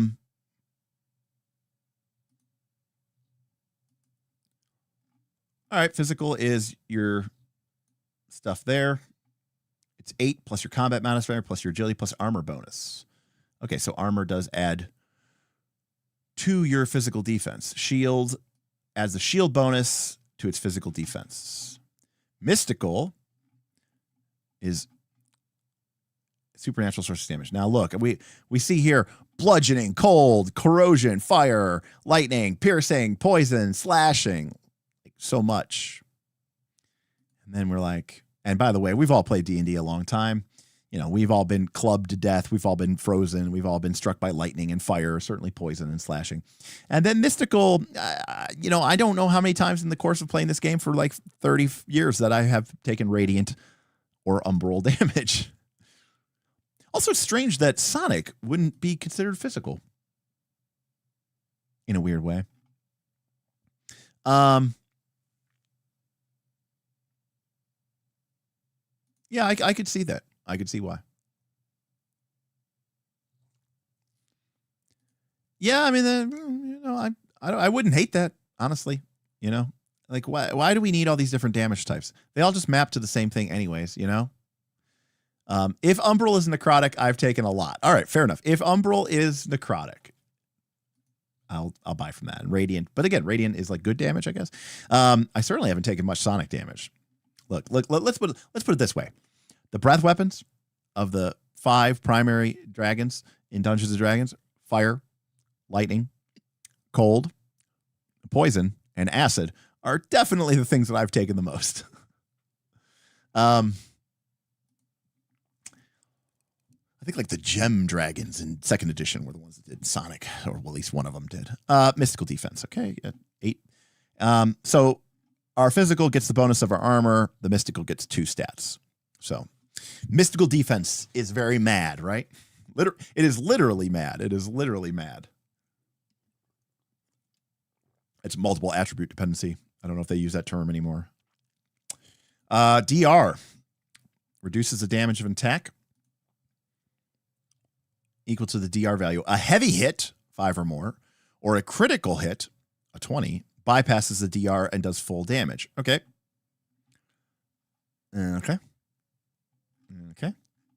HP is how much we have. A commoner has 4 hit points.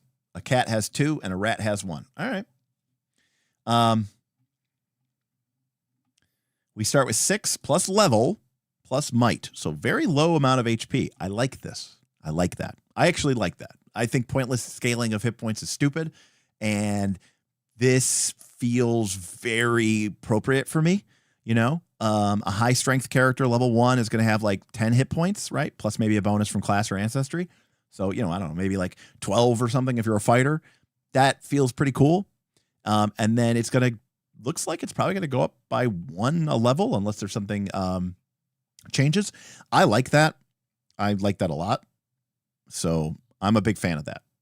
So in fact, when we play high level 5th edition and when we play high level Pathfinder 2nd edition in person, Aaron and I, when I'm playing and Aaron's my GM, or if I'm GMing and Aaron's my player, we just round literally everything up to the nearest 10. Like if I do 52 damage to Smith, he'll write down 60. We just don't even bother tracking in 5/5s, or we just round up. We don't have time for any of that. Like I'm not going to sit there and write out the math or do it on a calculator. So I mean, it's Magic the Gathering versus Pokemon versus Yu-Gi-Oh, right? In Magic the Gathering, a decent sized creature might be like a 5/7, right? 5 strength, 7 toughness. But in Pokemon, you might be like, oh, well, that creature has 140 hit points and all the attacks do 10 and 20 and 30 and 40 and 50 and 60. And you're like, why not just divide by 10? And Yu-Gi-Oh does it, but it multiplies it by thousands for no reason. I think it's stupid. I don't care about numbers go burr. I like this. And this is a good range. I like it, especially from some of the damage values that we've seen. I think it said a crit does +2 damage. So, all right, well, we got, all right. Bloodied is, of course, a very time-honored tradition since 4th edition. Okay. Well-bloodied, that term needs to go. That's not a good term. I'm sorry. Well-bloodied, no, like that's not a good term. That one just stands out to me as not being the best word. There are so many other cool ways that we could describe a character as being really messed up other than well-bloodied. It's also interesting that he would go with bloodied when, look at this. Most damage a creature takes is non-lethal, just wears them down until they get closer and closer to death's doors. Light hits must graze you, bigger hits might take you off your feet. So there's this kind of idea of like, he's saying, hit points aren't necessarily you getting chunks of your body taken out of you. So it's like, okay, well then, if that's the case, make bloodied quarter hit points, and then make half hit points be like, wounded or fatigued or something like that. I don't. Anyways, but then again, bloodied is sort of like the universal terminology these days for 50% hit points ever since 4th edition. And then death's door is at 0 to a minimum. It's death threshold. Death threshold is 0 minus its prime modifier. So -3 at the beginning of the game, up to -7. That seems like a fairly reasonable range. Although, well, it depends on how many hit points you have. But yeah, okay. All right. When you're at death's door, so when you're at quote unquote unconscious, doesn't look like you're unconscious, which is great. You immediately gain exhaustion 1. Well, we don't know what exhaustion 1 is, do we? All right. Someone in chat, just tell me what exhaustion 1 is so I don't have to look through this thing and figure out what it is. Where you lose 1 AP or something?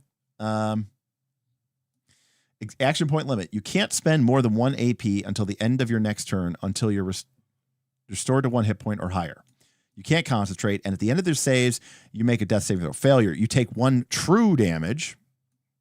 Oh my God. Okay. All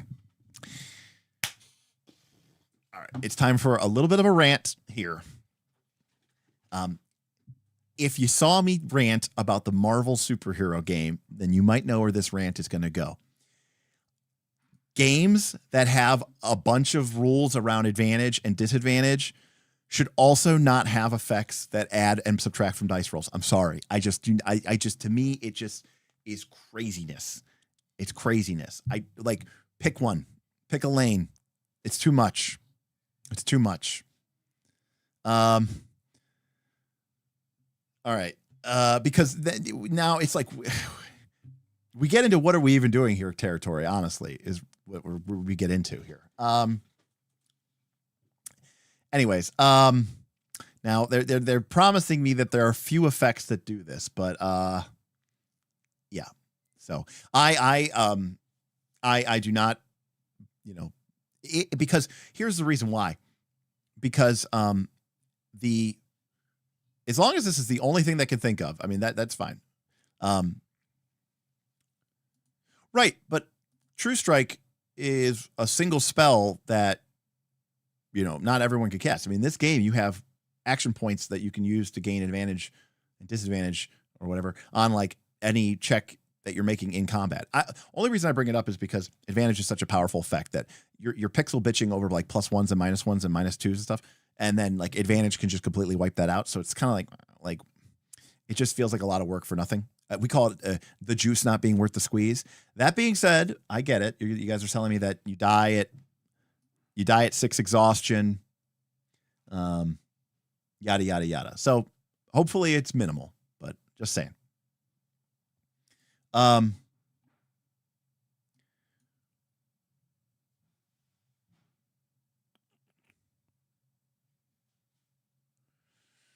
can't, but you know what? But let me stop. Let me praise this. I hate unconsciousness. Okay, if I'm reading this correctly, do you ever go unconscious? Because if you don't, that's awesome. Oh no, if you critically fail a death saving throw, that's it. Right? Am I reading this right? Yeah. I love it. Okay, I love it because you know what? I came to play. All right, I don't have time to sit around and be, laying there unconscious.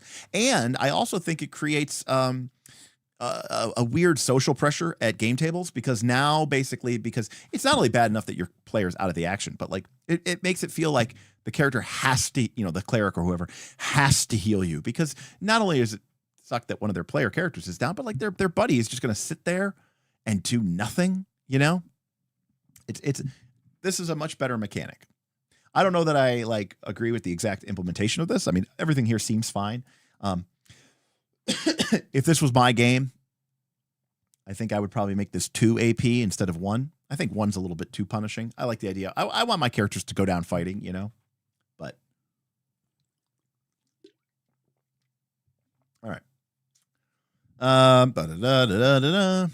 Continuous damage. Interesting. They repeat this save every 12 seconds. What is true damage?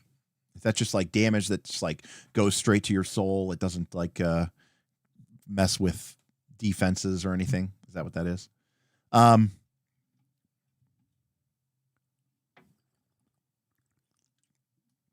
Yeah.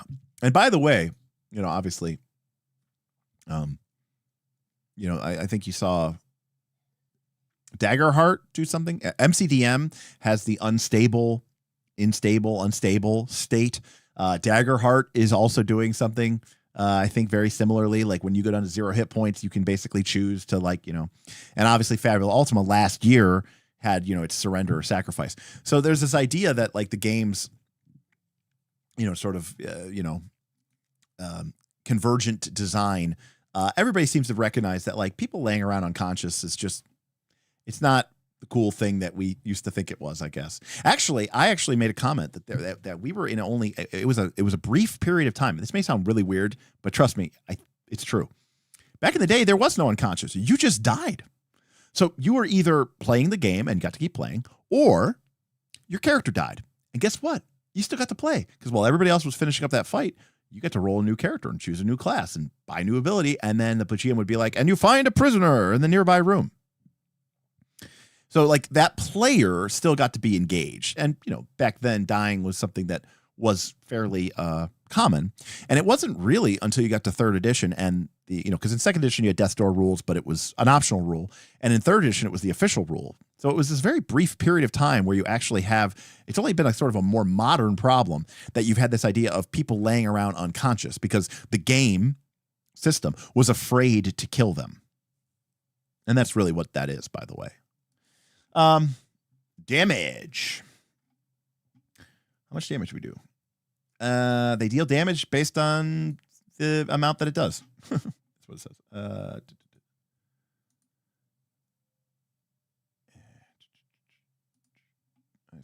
right, there we go. Sorry, I skipped around. All right, so basically the type of spell or equipment is going to tell us how much damage we do. And if we do more than 5, now wait a second. An attack deals +1 additional damage for every 5 the result is above the target's defense. But isn't that also a hit that also defeats their armor result? So we do +1 damage and we skip their armor? Every weapon does 1 or 2 damage. All right. Fair. It's interesting.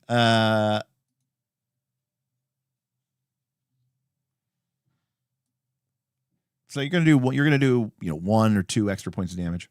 And then a crit is automatically considered +2. I was saying I thought the rule said that if somebody gets 5 or more above their defense, that was a brutal hit, or sorry, a heavy hit, and that a heavy hit didn't get the damage reduction. I thought I read that somewhere, but maybe I was wrong. A heavy hit bypasses DR and deals full damage. So I view that to be a little bit inelegant. Like, because it's 2 things. So you do more damage and they don't get their armor. It's like, okay. I don't know. Why can't it just be you do more damage? I don't know.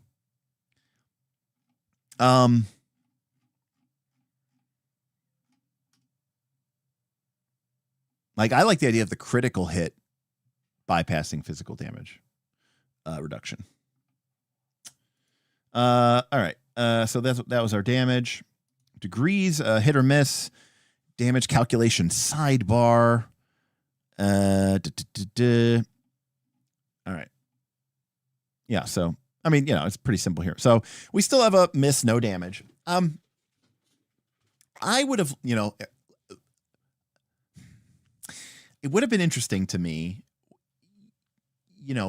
is there a world where, like, right? Because base damage, do you add anything? No, like, so your might doesn't add, oh, right, because it's just your prime. It doesn't actually determine off of any of your things. So you're basically doing 1 or 2 damage.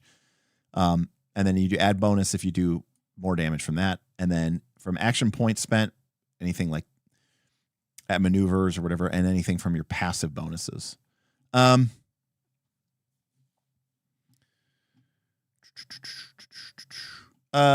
reason I bring it up is miss to do new damage is it's disappointing. I would like to see some damage there. Here's our 13 damage types. Maybe that's too many. Got our damage reduction. Okay. Resistance half. I think resistance half from 5e and vulnerable double is great. Fabula Ultima does this. 5e does this. I think it's way better than the way Pathfinder 2nd Edition does. I do not care about, you took fire damage. I'm resistant to fire. Okay, instead of taking 72 fire damage, you take 5 less, and you take 67. It's like, gee, thanks, great. So I'm a fan of that, but that's just basically from 5e.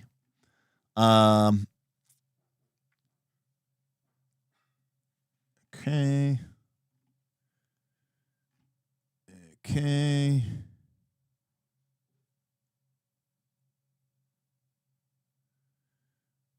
If they share damage, they round up. I guess share damage might be like a mechanic in the game.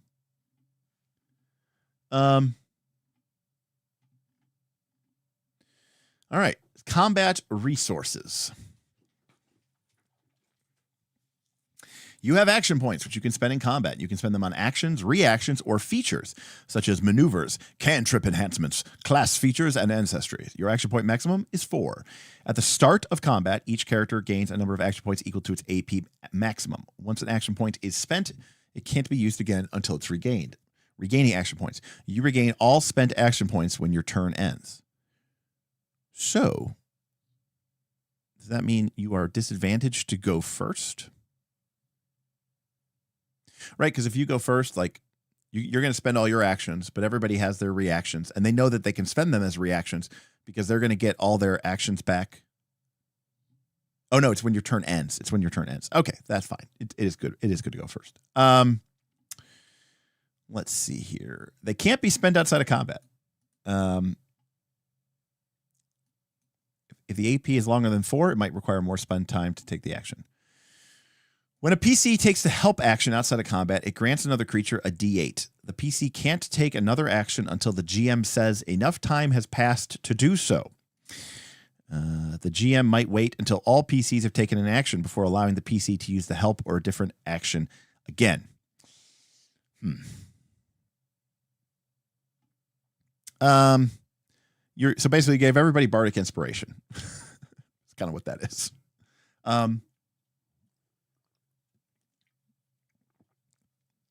I mean, look, you need to do something.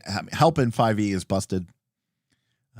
But I think help in general is problematic in a lot of RPGs. It's actually PBTA games, I think, that have figured out help the best.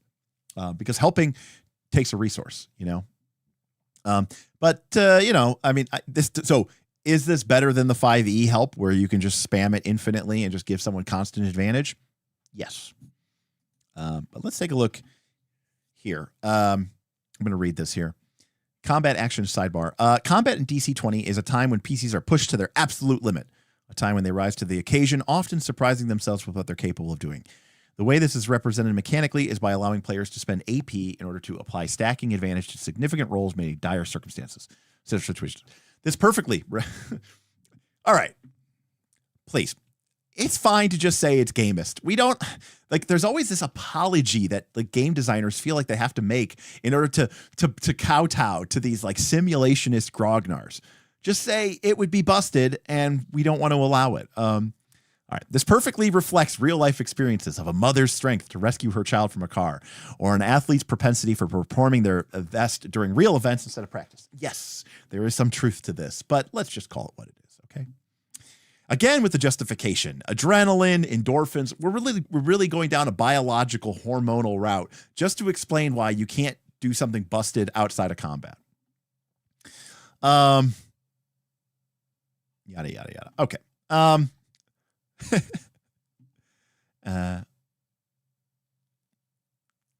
To those that find these explanations both narrative and mechanical, no. By the way, I find that they're fine. I find that they're fine. It's just I don't even feel like they're needed. Well, my problem, Isaiah, with the help is that the help action specific. I'm not. A random bonus is better than just spamming advantage. It's not because of the advantage. It's just that help is not a decision. To be fair, I still don't think that this is a decision, but at least it's trying to make it have a consequence, right? Which is to say that it should just be, I mean, to be fair, it probably should be advantage and just say, but you can't just go, I help him, I help her, I help her, I help him, right? And we all help each other. And we're all just helping each other en masse, right? It's a gangbang of help. Like that is a problem. I mean, like when we played 5th edition, it was kind of just like we just assumed that everybody had advantage outside of combat. I'm just saying that avoiding that spam is better than So I'm not really praising the D8. I'm praising this passage. The PC can't take another action until enough time has passed, and the GM says so. That's what I'm praising there, because it's acknowledging that this is a problematic game behavior. Mana points, MP, spells, spell enchantments, class features, and ancestries. We regain all of our MP when we finish a long rest. Oh, no scaling MP regeneration. When you spend MP outside of combat, the cost is reduced by 1. If you were to run a mile to a neighbor's house, there's not much stress there. But if you were to run 1 mile away from a tiger that was chasing you, that's far more difficult and exhausting. This concept holds true for spellcasting too. At the same time, the whole point about the prime attribute and the combat mastery seems to imply that our characters are very, very, very comfortable and familiar with combat. So I don't necessarily know that I'm whatever. Martial PCs have stamina points, which can be spent on techniques, on class features, and in place of action points while performing martial maneuvers. Now, let me be very clear here. 4th edition, martial characters got special powers that were called maneuvers. And people lost their minds. They said, this isn't D&D. This isn't even a role-playing game. This is just an MMO and a book. So it'll be very interesting to see how people feel about the same thing, but driven by something even more gamey in the form of a stamina point. You regain all of your stamina points when combat ends. Now, this is something I've talked about before, which is I like the idea of different resources at scale. Now, to be fair, 4th edition did have a big advantage in some ways, which is that everybody had the same scale of resources, dailies, encounters, and at wills. And that meant that there was never a situation where one group of characters was out of their resource and another group of characters had their full set of resources. So you can easily imagine a situation where your spellcasters run out of mana points and your martial characters are like, well, the combat ended. I got all my stamina points back. I'm good to go. And so it creates this weird balance dichotomy, which can be difficult to sort of manage. The solution, of course, is to put everybody on the same resource. But if you do that, then people will say, this game is stupid. All the classes are the same. And then when you don't do that, people will say, it's so dumb because after 3 fights, the wizard's out of MP and it should matter, but it doesn't because we just go back to town and rest. So, or the wizard just doesn't, or we keep playing, but the wizard doesn't get to cast any of their cool spells anymore because they're at MP. On your turn, you can spend 2 AP to regain an SP. I like that. I like the player choice of this. It's very tactical. It's very gamey. I love resource combat.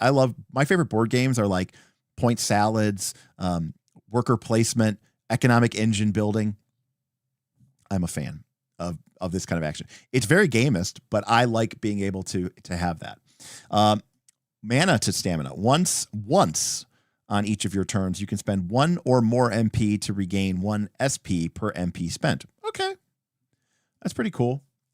So if my character is completely not a spellcaster, I still have MP. You can gain MP from the spellcasting mastery feature and from talents. Okay, so you don't have MP normally. Is that am I reading this right? And you don't have SP normally. Okay. All right. So now we get to let's see how Alan has handled. Because again, the thing in 4th edition that people had an issue with was they were like, so let me get this straight. When I'm in combat, I have these martial powers, but it's supposed to be, but it's not like it's a magical spell or me calling upon a divine prayer. It's just me being cool. And I can do them in the fight, but then when we're out of the fight, now I can't do them, or there's a limitation to doing them. So let's see what it says here. You could perform any action outside of combat that uses stamina without spending any SP. However, the SP cost can't be higher than your SP maximum. Sweet. So it just says you can do them infinitely and at will. Stamina points should only be tracked when you're in a high-stress situation or even some combat or skill challenges. If time hasn't been tracked, there's no need to keep track of stamina points. PCs can use and spend stamina points freely outside these times, and essentially people perform anything at SP since they get it instantly outside of combat. Fantastic. Well done. You brave sir. I applaud you. That works. I mean, I don't know what these abilities do, so it's difficult for me to judge or persuade it. But it makes way more sense to me that you could just do something outside of combat all the time, and then it's limited inside of combat. That makes way more sense to me than the reverse. We finally get this isn't game breaking because stamina points are not like mana points. Features that use stamina don't provide magical benefits. They provide physical benefits such as jumping farther, shoving things, or smashing things. Well said. These things don't usually provide many advantages outside of combat. I like it. Yes. Much better than a 10-minute refocus. Time isn't being tracked. Are you even playing the game? Gary Gygax would say no. Exactly. It's the take 10 equivalent of using your abilities. And I like it. I actually like that a lot. And I think it's a fun resource balance, especially if people say gishes are fairly common. That's what people were saying in chat. And I think it's good. Grit points. AKA, how do we make charisma valuable? This is always an ongoing problem for all D&D Heartbreak writers. Characters with a high charisma attribute have a strong force of will and ability to influence and impact others, especially friends and allies. Grit points represent a character being able to enact that ability on themselves or allies. You get grit points equal to 2 plus your charisma. If your charisma is negative, so if you're -2, you start with 0. You get these as a long rest. Bearing damage. When you are hit by an attack, you can spend 1 grit point to reduce. Man, there are a lot of points in this game. Because we have stamina points, and we have mana points, and we have hit points. But then we have rest points, and we have grit points. But we also kind of have exhaustion levels, and we have action points. And then we have damage reduction levels. A lot of points. lot of points here. That's a lot of resources. I don't know if it's too many for me, but I could imagine I like four resources is probably my limit. Maybe like three resources. Maybe 3 resources should be my limit. No, don't forget skill points. Okay, but skill points isn't like a resource. I mean, they're technically skill points, but you're putting in. I'm talking about points as in like, you know, that type of thing. Hold on a second. Hold on a sec.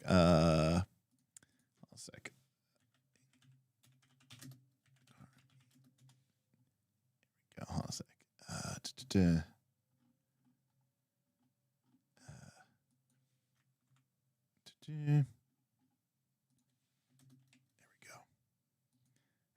There we go.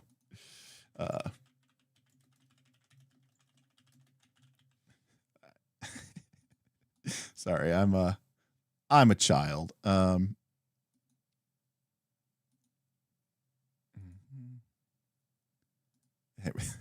There we go. Yo, dog, I heard you like points. So, any case, that's a lot of points. We're getting to a lot of points here. All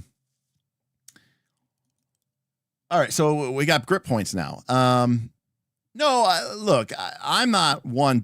I like complicated games with a lot of resource fiddliness. I mean, there's a limit to fiddliness, but I'll be the first to admit I prefer a fiddlier game. I'm just saying, me, Derek, personally, I prefer a fiddlier game. I get where people do not. Probably not. All right, so we can spend grip points. Is this 1 for 1, or can we only spend 1 to reduce it by 1, or can we spend 2 to reduce it by 2? It's a little unclear here, but all right. When you or a creature, so this is I have like a little bit of a nitpick here, which is when you are hit by an attack, you can spend a grit hit point to reduce it. So bearing damage is when you're hit by an attack, you take less. Save resolve is when you or a creature that can see or hear you makes a save. You could spend 1 grit point as a reaction. So does that mean that takes an action point to grant the creature advantage on the save? When you do, you must do so before the creature rolls any dice as part of make a save. A creature can only gain the benefits of 1 grit point per save. Francois coming in with $2 says, send this meme to the Dungeon Coach. All right. I think I'm actually a member of the Dungeon Coach's Discord, so I will put it up there when we're done here. I got it. I still got it right here. There we go.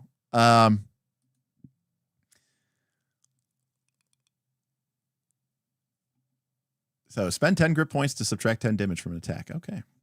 Dan Y says, if you like fiddly, you should play Burning Wheel. Nobody plays Burning Wheel. That's the meme. That's the joke. All right. Well, okay. So, I mean, I assume maybe there's other things that give us, yeah. So max of 1 grit per point to save. So it's just like this game is bending over it backwards to give us ways to get advantage on all of our dice rolls. Whether that's a good thing or not remains to be seen, but it's like you will never roll a single D20 ever. That is what I'm taking away from this game.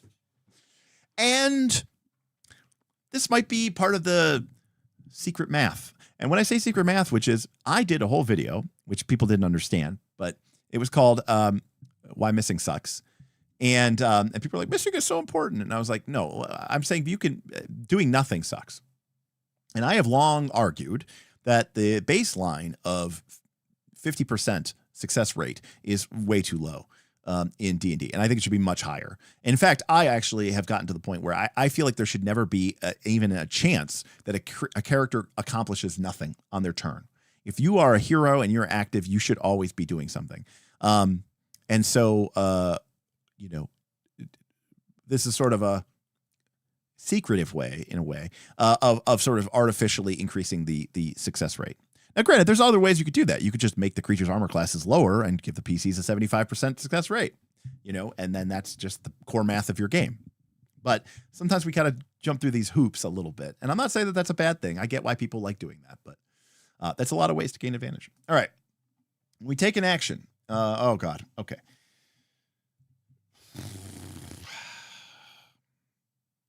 So here's the thing. Now, I will be the first to admit it. Okay. Pathfinder 2 is very fiddly with its actions and what you need to spend your actions on in order to. Everything is an action in Pathfinder 2. If you want to draw a weapon, it's an action. You want to open a door, you got to open an action. And in fact, one of the jokes that we say in Pathfinder 2nd Edition is that like one of the best defenses in the game is just closing a door in somebody's face because it just takes so many actions for them to try to get through it. But you get this game and you've got 4 actions. Okay. And I get it because you know, the dungeon coach and the people who are probably picking up this game, they came from 5th edition. All right. They came from 5th edition, and in 5th edition, you get to do this stuff for free. Basically, you can take an additional action or whatever during your course of your movement and your turn, opening a door, getting an item. So you're used to doing that for free. And so I understand that there's a very strong reaction to not wanting to not allow that. In fact, as sort of keeping theme with the game, you know, he's like, look, in my game, you get 4 actions, not 3. And guess what? You get 2 free actions a turn, not just 1. You're getting to do so much more stuff in your turn, which is fair, which is fine. But when you have an action-based game and then you come up with a bunch of actions that don't count as actions, and it just starts to get to a weird place of, you know, again, what are we even doing here? And you know, I get that you can spend AP to keep doing multiple minor actions, which is fine. I just worry that this is a little bit more kludgy than it has to be. And it does say you can't take additional actions between these actions. So you can but you can do it at any point during your turn. Am I right, Knucklebone? So I could take 2 actions and then take my 2 free actions and then take my 2 more actions. You know, it's just one of those things where it's like, you know, how many actions do I need? So now I'm up to 6, by the way, for those of you counting. All right, what can we do? Well, we can attack. Wow, this sounds a lot like 5e. We can attack, move, disengage, dodge, grapple, help, hide, object, shove, and spell action. Minor action fuckery is actively on the chopping block. All right, fair enough. You know, so here's the thing, Jackal. I do too, to a certain extent. Listen, if I'm playing a very highly, super, hyper technical game, I probably want this level of engagement and involvement. And everything that I've seen so far from this game has suggested to me that if you really like cinematic tactical combat, you know, this might be the game for you. I mean, this is, to me, DC20 is very clearly competing in the space against DrawSteel, right? Like that's going to be the head to head. It's like, which, you know, kind of 5e, you know, what kind of like, you know, more fast-paced cinematic action hero RPG are you going to pick? Is it going to be DC20 or is it going to be DrawSteel? So, you know, that's great for that kind of game. Dragonbane's is very, very quick and simple. And in fact, my biggest complaint about Dragonbane Jackal Torn Moons is that it has ranges and grids. I would love for that game just to be completely, you know, theater of the mind. So yeah, faster combats. Exactly. I want to get through more stuff. I haven't heard of DrawSteel. Well, you may have known it by its other name, the MCDM RPG, the RPG. All right, so attack. You can spend an AP to make an attack. You can spend an AP to do a disarm. I'm not going to read all the mechanical effects. I assume it's probably pretty cool. Grapple lets you grapple. You can drag them around. Force movement. You can shove somebody. Thank God. I mean, I expected this to be here, but one of the reasons I hate shoving is like, especially in these like over the top cinematic action RPGs, it's like pushing somebody 1 square is like so boring. So at least this gives us the opportunity to really give somebody a good push, you know, like a 10 or a 15-foot push. That's how you get people off of a cliff, you know. I'm all for it for this. I guess it wouldn't be the dungeon coach if you didn't have tackling. I don't know if he played football or anything, but let's see here. You move 2 spaces in a straight line. You can tackle an opponent, and then you keep pushing them and running them in that direction. Collision damage in this game. And that's interesting that you sting up collision damage because MCDM RPG has collision damage, right? Like if you push somebody into a wall, I think like wood does 3 damage, wood does 3 damage, stone does 6, and metal does 9, I think, in MCDM RPG. I don't know if it's still that way. I only played an early beta, but like one of their big things was this idea of collision damage. MCDM, again, I'm telling you, these are going to be things that are going to go head to head. Matt finally named it, huh? DrawSteel, not a great name for an RPG. It is not. I haven't really met too many people who think it is. He was a pole vaulter. All right. I would not have guessed.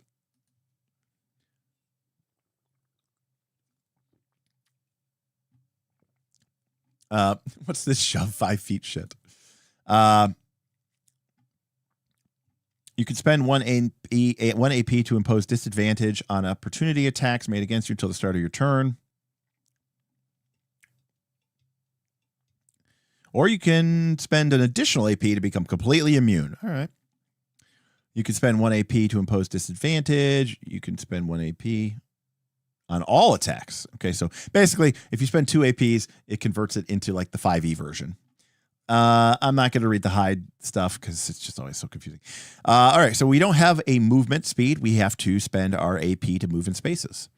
You could break up your movement before and after taking a different action. Okay. We can spend 1 AP to grant a creature a D8 help die that lasts until the start of our next turn.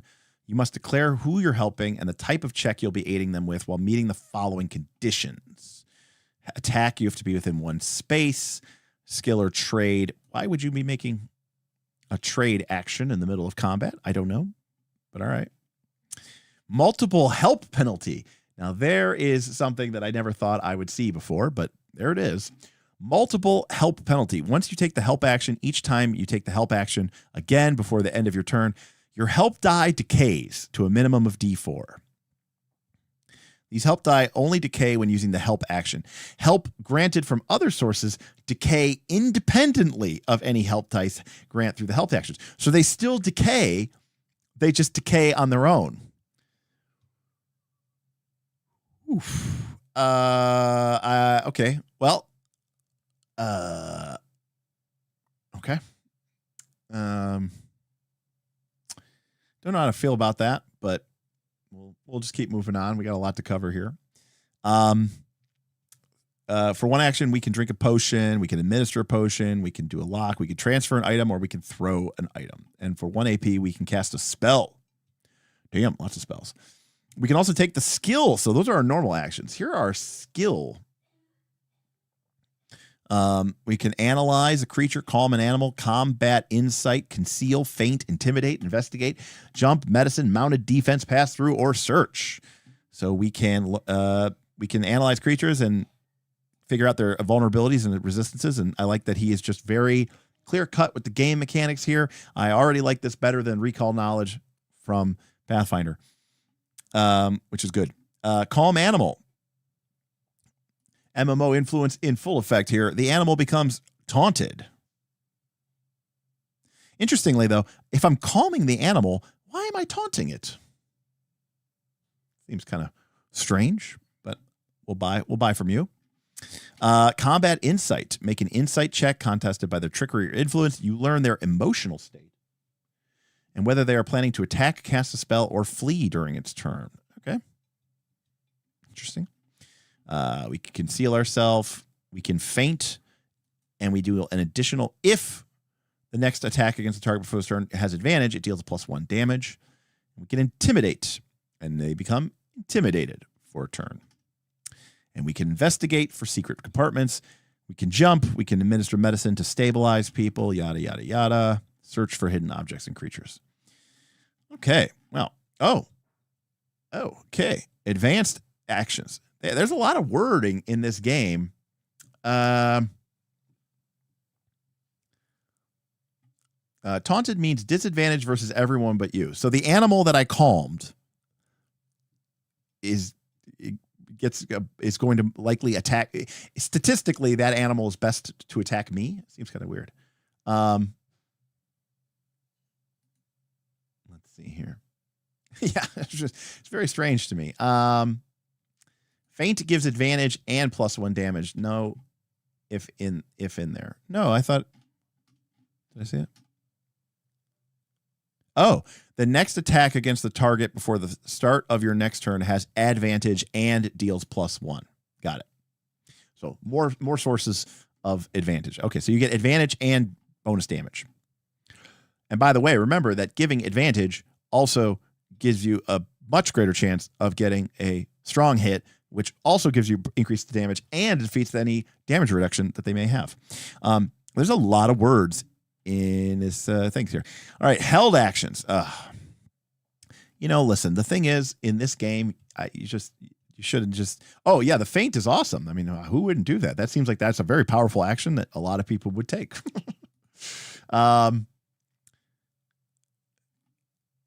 I don't know that. Do you need a hold action here?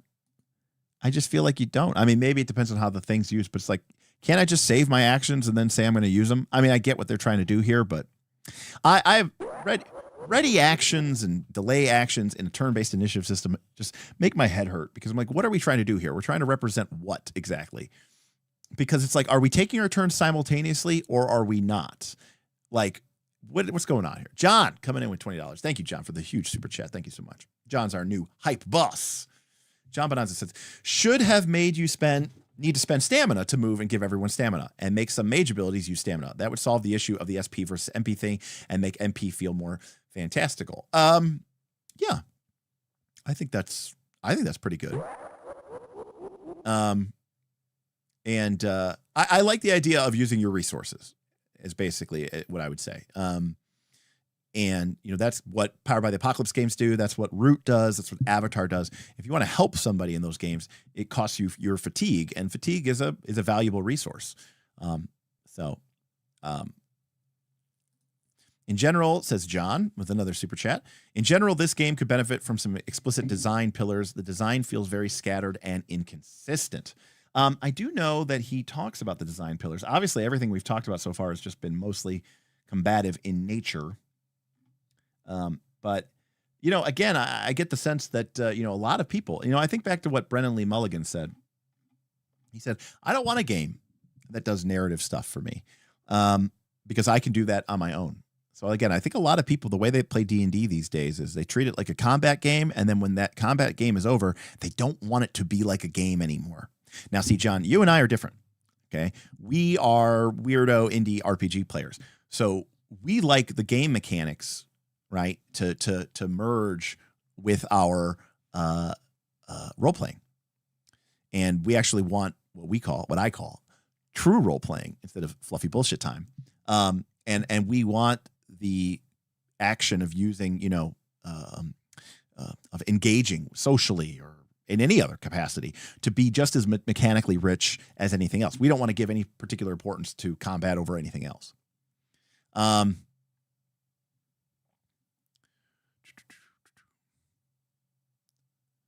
right. So reactions are actions that we can take during another creature's turn. A creature can't take a reaction on their own turn unless the reaction allows them to do so in response to the creature's reactions.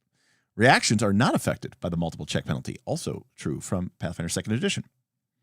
We can only take one reaction per trigger. Cool. If it costs resources, we have to spend them. Cool.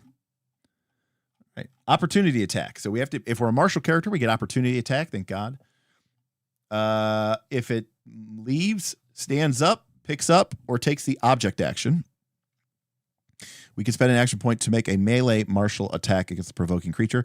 We can spend additional AP to gain advantage or perform maneuvers with this attack. Very cool. Spell duel. This is very reminiscent. When I played Pathfinder 1, I created a system that I called the reaction system. And I used to have, I don't know if I have the file anymore. Let me see if I can find it. Maybe I can. Give me 1 second.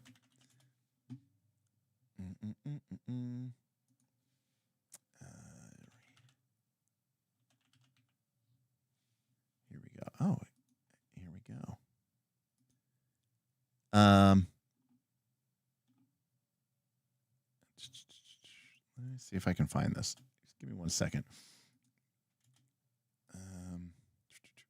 Reactions. I basically gave everybody like a free reaction for every like attack they had and up to their BAB. So like in 3rd edition, characters got more attacks, and they could use it to like dodge and block, and the spellcasters could basically engage into like a counter spell contest. I called it counter spell. But they could do that. And of course, attack of opportunity and stuff like that. But anyways, I now granted, it didn't interact with your main actions. You just still had your move in standard. But I had this very extensive reactions system that I built in my Dragon's Delve game.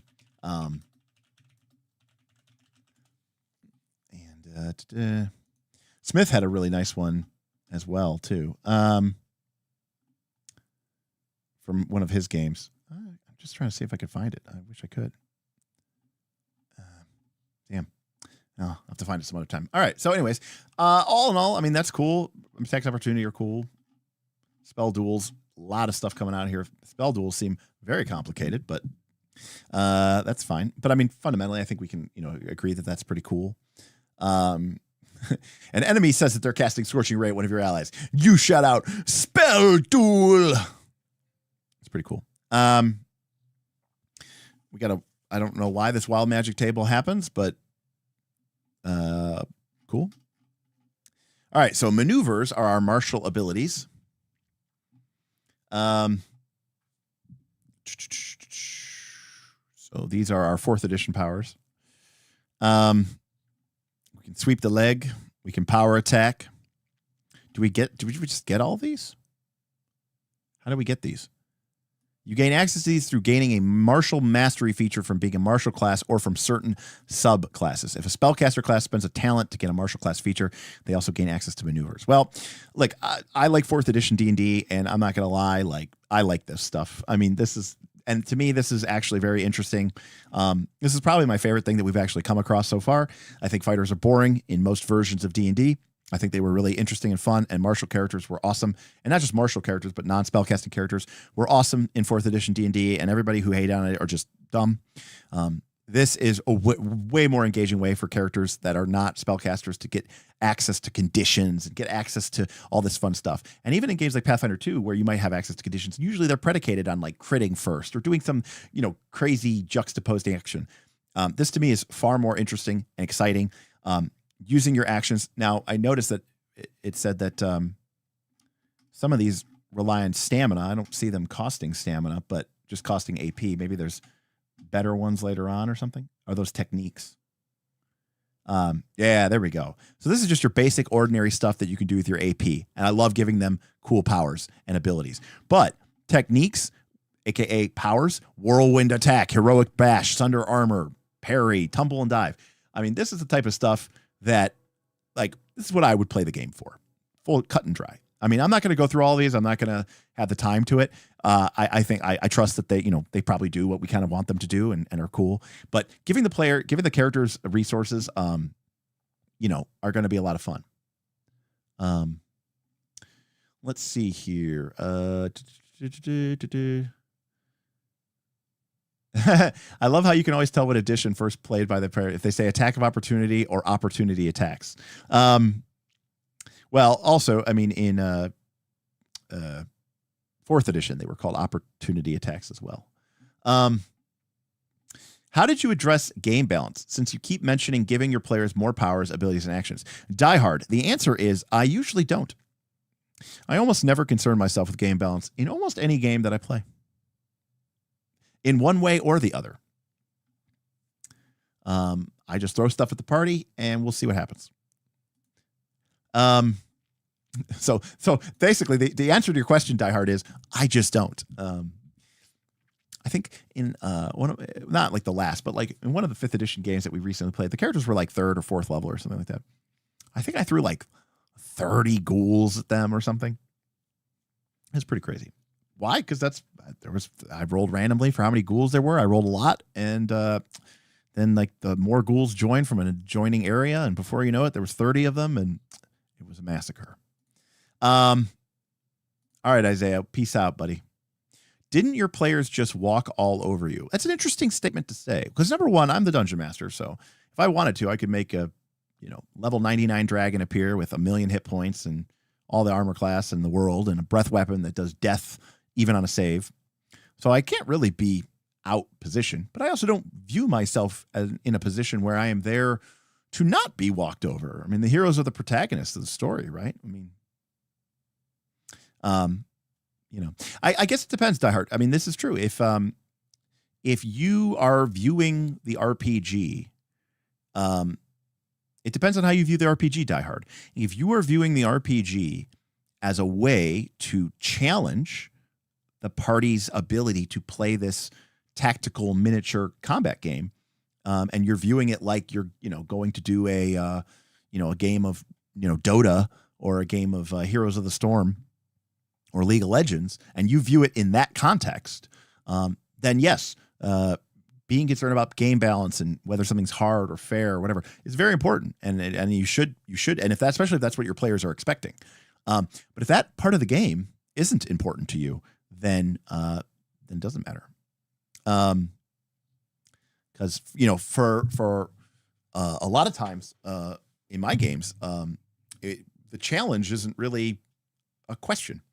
In fact, let me rephrase it.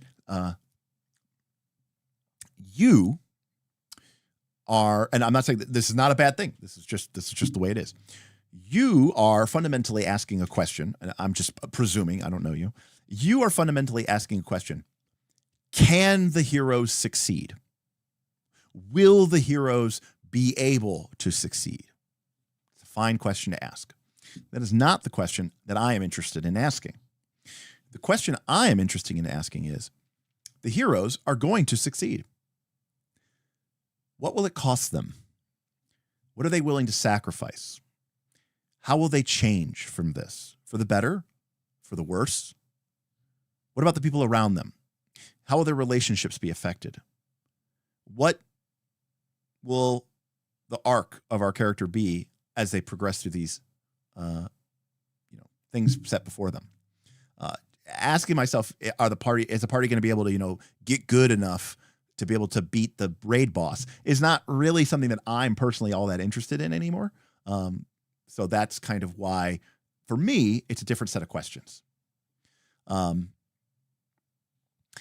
to quote the great RPG Mouse Guard,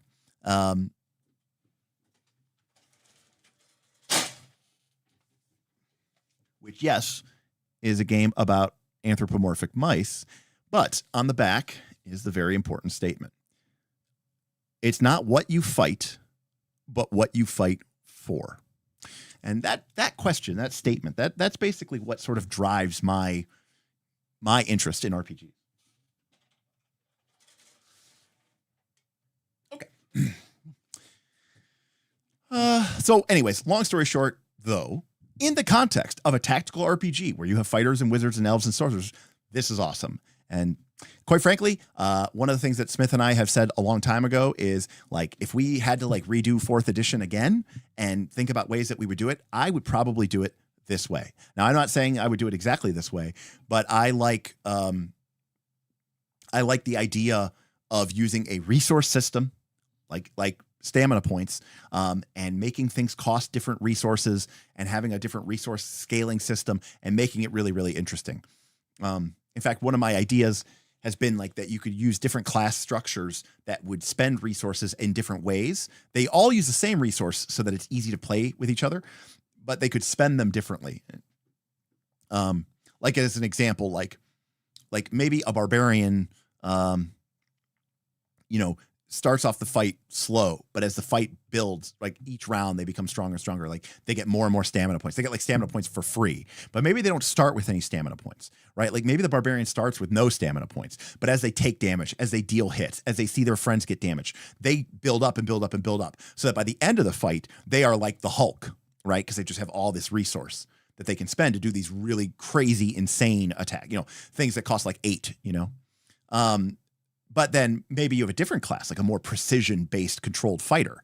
And they start with all their resource at the beginning of the fight. So from the very beginning of the fight, they can use it, but they don't really have a lot of tools or ways or methods to regain it.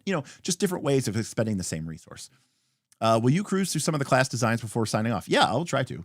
I didn't want to skip anything too much, but we'll skip spellcasting, even though I'm sure it's probably pretty cool. But we'll skip initiative. Yeah, because it's almost 10 o'clock. So what else we got here? We got initiative. I'm not really super interested in initiative, especially since I don't like it. So let me see what they do. The actions taken by the PCs right before they start combat will determine initiative. This is literally Pathfinder 2nd Edition. It could be even a trade check or a skill check. Again, literally Pathfinder 2nd Edition. I approve of this. I think that's actually one of my favorite little bits of game design that Pathfinder 2nd Edition did. So well done. The GM will go around to each PC and either approve or assist them in determining their initiative. Once they've been agreed upon, the group will all initiative together. Yada yada. You can help initiative. If the PC's initiative check beats the initiative DC by 5 or more, 2 PCs can go first in the initiative order before the first enemy team member. PC gains advantage on a single check. They go last and are exposed.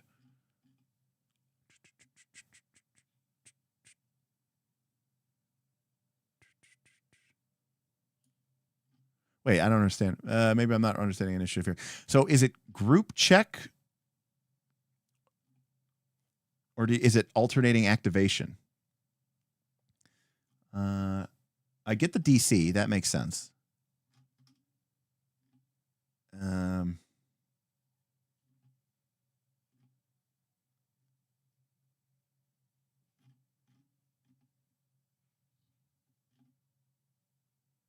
I'm not sure what we're doing here.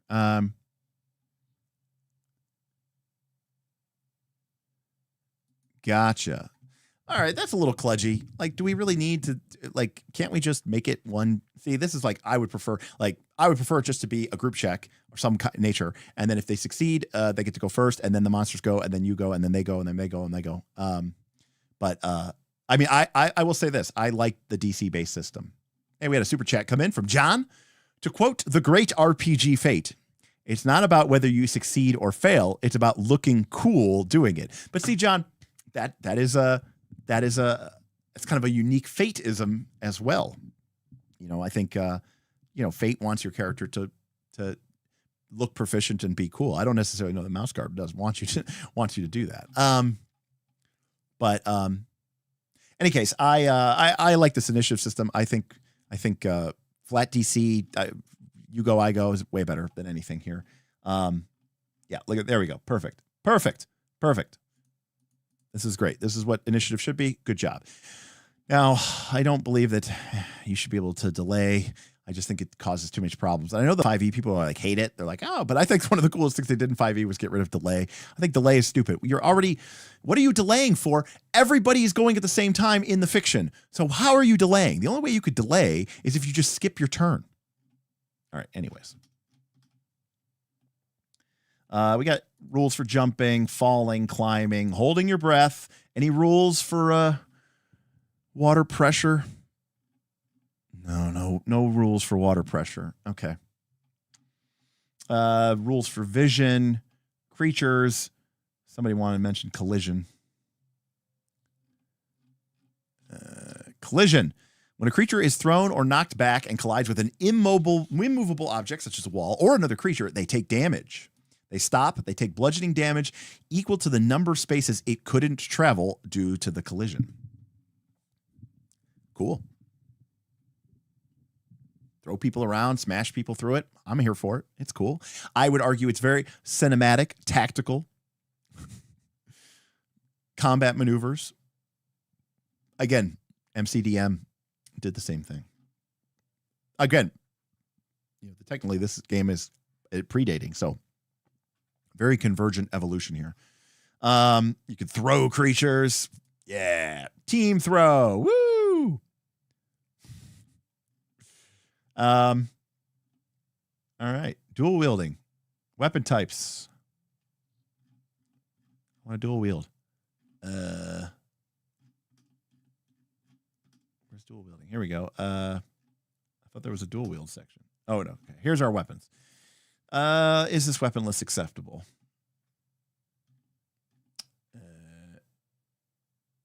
Wait.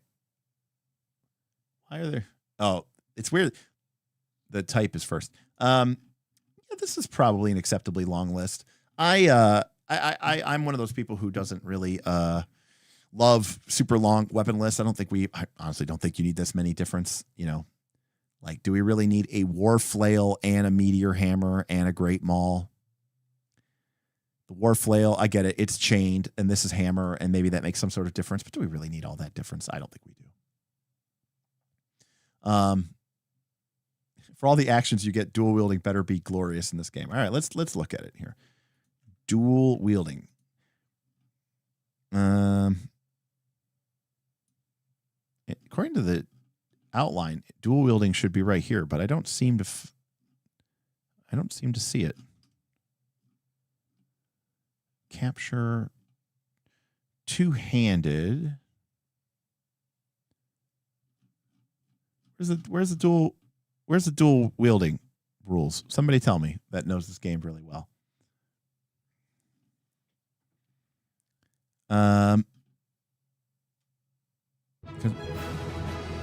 Hey, Dr. Metropolis, coming in with a tip. Thank you, Dr. Metropolis. Metropolis tip $3. Just give me light blade, heavy blade, axe, spear, mace. One or two-handed options. Yeah, I did a poll a long time ago, Dr. Metropolis, when I was like, if I were to make an RPG, I was like, I want there to be like 8 weapons, I don't know. And basically just focus on the generic types. And then it's like, you could just do whatever you want to do after that. Like after that point, it's just flavor. All right. Somebody said it's on page 72. All right. I must have missed it. Oh, I did miss it because I saw unseen hidden creatures. I didn't think it could possibly be there. Okay, here we go. All right, we can also see what flanking does. Okay, you gain an additional +2 to your melee martial attack if your enemy is flanked. A creature is flanked when it has 2 or more enemies within one space of it that are not adjacent to each other, provided they aren't incapacitated or prone. Okay, so you don't actually have to be flanking it, but you can't be next to your ally. You have to be not adjacent to your ally. So, to be clear, I don't know if larger creatures have bigger spaces here, but you could have a creature that is 3 squares by 3 squares, right? Like a huge creature in 5e terms. And you could have both of you and your ally could be on the same side of the creature. But as long as you're 1 square apart, which you are, that creature would be flanked. Am I reading that right? And again, we see here a +2 bonus. Numerical bonus instead of just granting us advantage in a game that already grants us advantage on every single thing. Yeah, I mean it's +2 for flanking. I mean that's basically what it has always been in the game, outside of 5th edition, of course. But in 4th edition, it was called Combat Advantage, and it gave you a +2 bonus. And in 3rd edition, you were flanked, and you had a -2 penalty to your armor class. And in Pathfinder 2nd edition, you become off guard and get a -2 penalty to your armor class. So, anyways, dual wielding. If you are wielding a weapon in each hand, no weapons, or some combination of either, you're considered to be dual wielding. Fist and sword. All right. While dual wielding, when you make an attack with one hand, followed by a second attack with the other hand, the second attack ignores the multiple check penalty. You can only ignore this once per turn. Awesome. That's actually really good. It's simple. It's easy. It's elegant. This might be like my favorite rule in the whole game. It makes sense. It feels cool. Yeah. All right. I'm in. That's cool.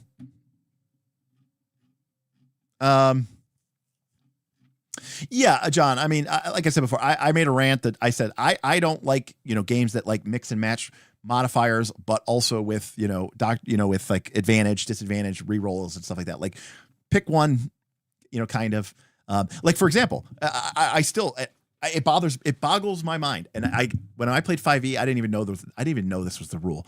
It boggled my mind that in a game like 5e, again, I didn't know the rules, but like, I just assumed I was like, oh, they have cover. You have disadvantage to your attack roll. And it's like, no. Cover has this structure of +2 to AC, +4 to AC. And I was like, why? Everything else in this game is just totally randomly just advantage and disadvantage. Why would this be like the one thing, this cover rule that just, just randomly starts adding bonuses, And it's kind of like, it just felt really weird to me. Like, why pick that lane, to get strangely, numerical about it, And I'm talking about 5e, And so it always felt very disconcord to me. And by the way, again, I didn't even know that. Like when I played 5e, I just assumed it was just disadvantage, because it's like, it's easy to go, oh, this game has a very straightforward approach. If the PCs are in a position, or the actor is in a position of strength and advantage, they get advantage. If the attacker or whatever is attacking with some sort of disadvantage, then they have disadvantage. And look, it just takes care of everything. And the numbers don't have to change.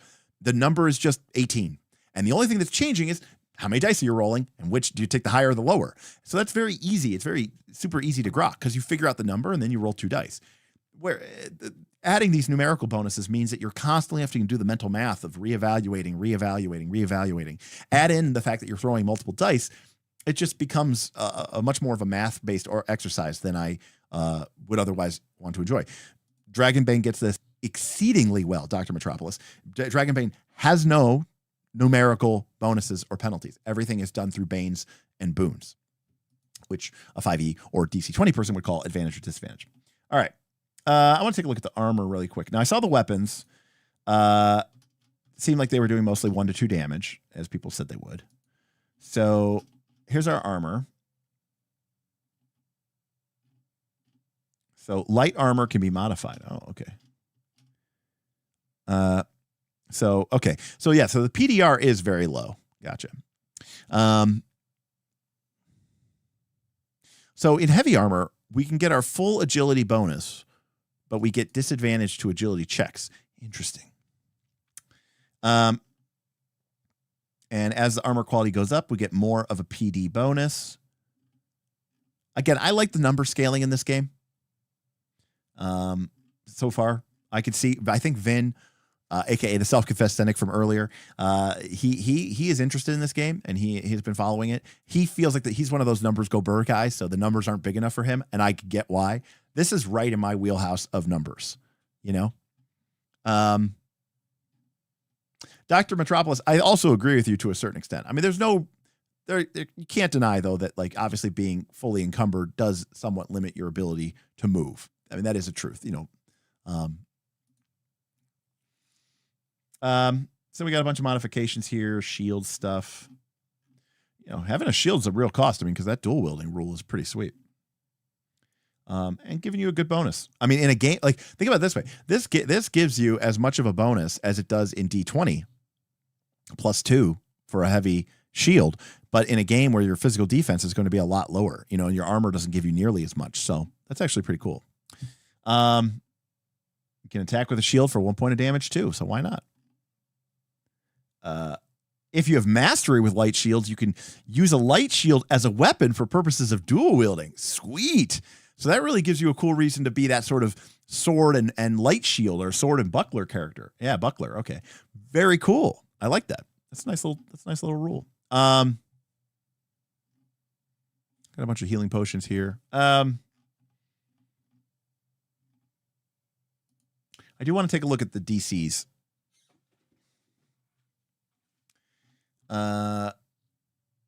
Okay. Doesn't look like it's a level DC. Looks like it's a flat DC. And just checks by 5s. Love it. This should be the way it is. Just easy, simple.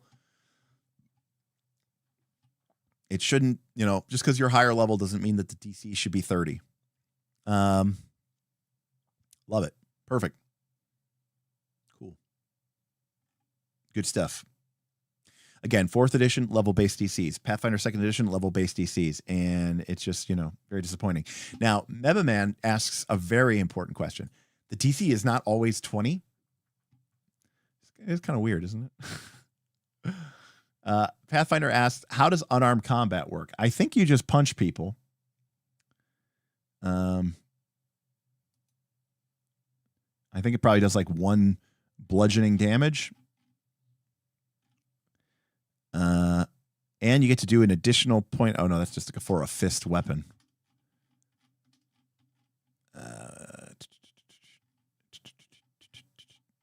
Well, it doesn't list it as a weapon, but heavy armor. Oh, here we go. With a gauntlet, your unarmed strike with that hand, the impact weapon property. So you do +1 damage on heavy hits, but I don't know what an unarmed attack just does ordinarily. Someone in here will probably have to tell me now. So yeah, DCs by 5s, awesome. And, you know, I would also add, okay, that this whole element here, okay, great success and failure. With 5-point increments, you can also dial things up or down based if they beat the check by 5 or fail the check by 5, okay? And he says here, you know, if the DCs for climbing a castle wall is 15, a 15 would exactly succeed. But if they beat it by 5 or higher and get a 20, maybe something cool happens. On the other hand, if they got a 10 or lower on the same check, failing it, maybe they take too long to climb the wall and the guards spot them. Guess what? And I'm actually really excited. I'm really excited for the DC20 people who predominantly, I'm sure, are predominantly 5e players. But what you gain from a 5 expansion, let me go back to the whiteboard really quick here. So one of the things that you gain from a whiteboard, one of the things that you gain from, there we go, a 5 range system is you gain a very interesting, ability to do something, which is in normal Pathfinder, for example, you've got your critical failure, and then you have failure, and then you have your success, and you have your critical success. Now, the problem with this is that in Pathfinder 2, okay, this is only going to happen like 5% of the time. This is going to happen like 45% of the time. This is going to happen like 45% of the time. And this is going to happen like 5% of the time. So it's pretty rare, right? Critical failures and critical successes are fairly rare. But if you structure the game like this, okay, imagine we have a D20 here, okay? So this is kind of like what happens if we roll a 1, if we roll a 5, if we roll a 10, if we roll a 15, and this is our 20, okay? Well, now what we have here is 4 even distributed zones. And this gives us a really cool ability to do something with our game. We can say that so let's say that our DC, remember, this is the D20 roll that they need to get. So let's assume that most DCs are based around the idea that you're going to be 50-50. So in a traditional D20 game, you would have basically a 50% chance of failing and a 50% chance of succeeding, and a very small percentage chance of critically succeeding or very small chance of critically failing. Instead, with the margins of 5, you gain a really cool ability, which is if they roll over 10, but under 15, then they succeed. And they get what they wanted.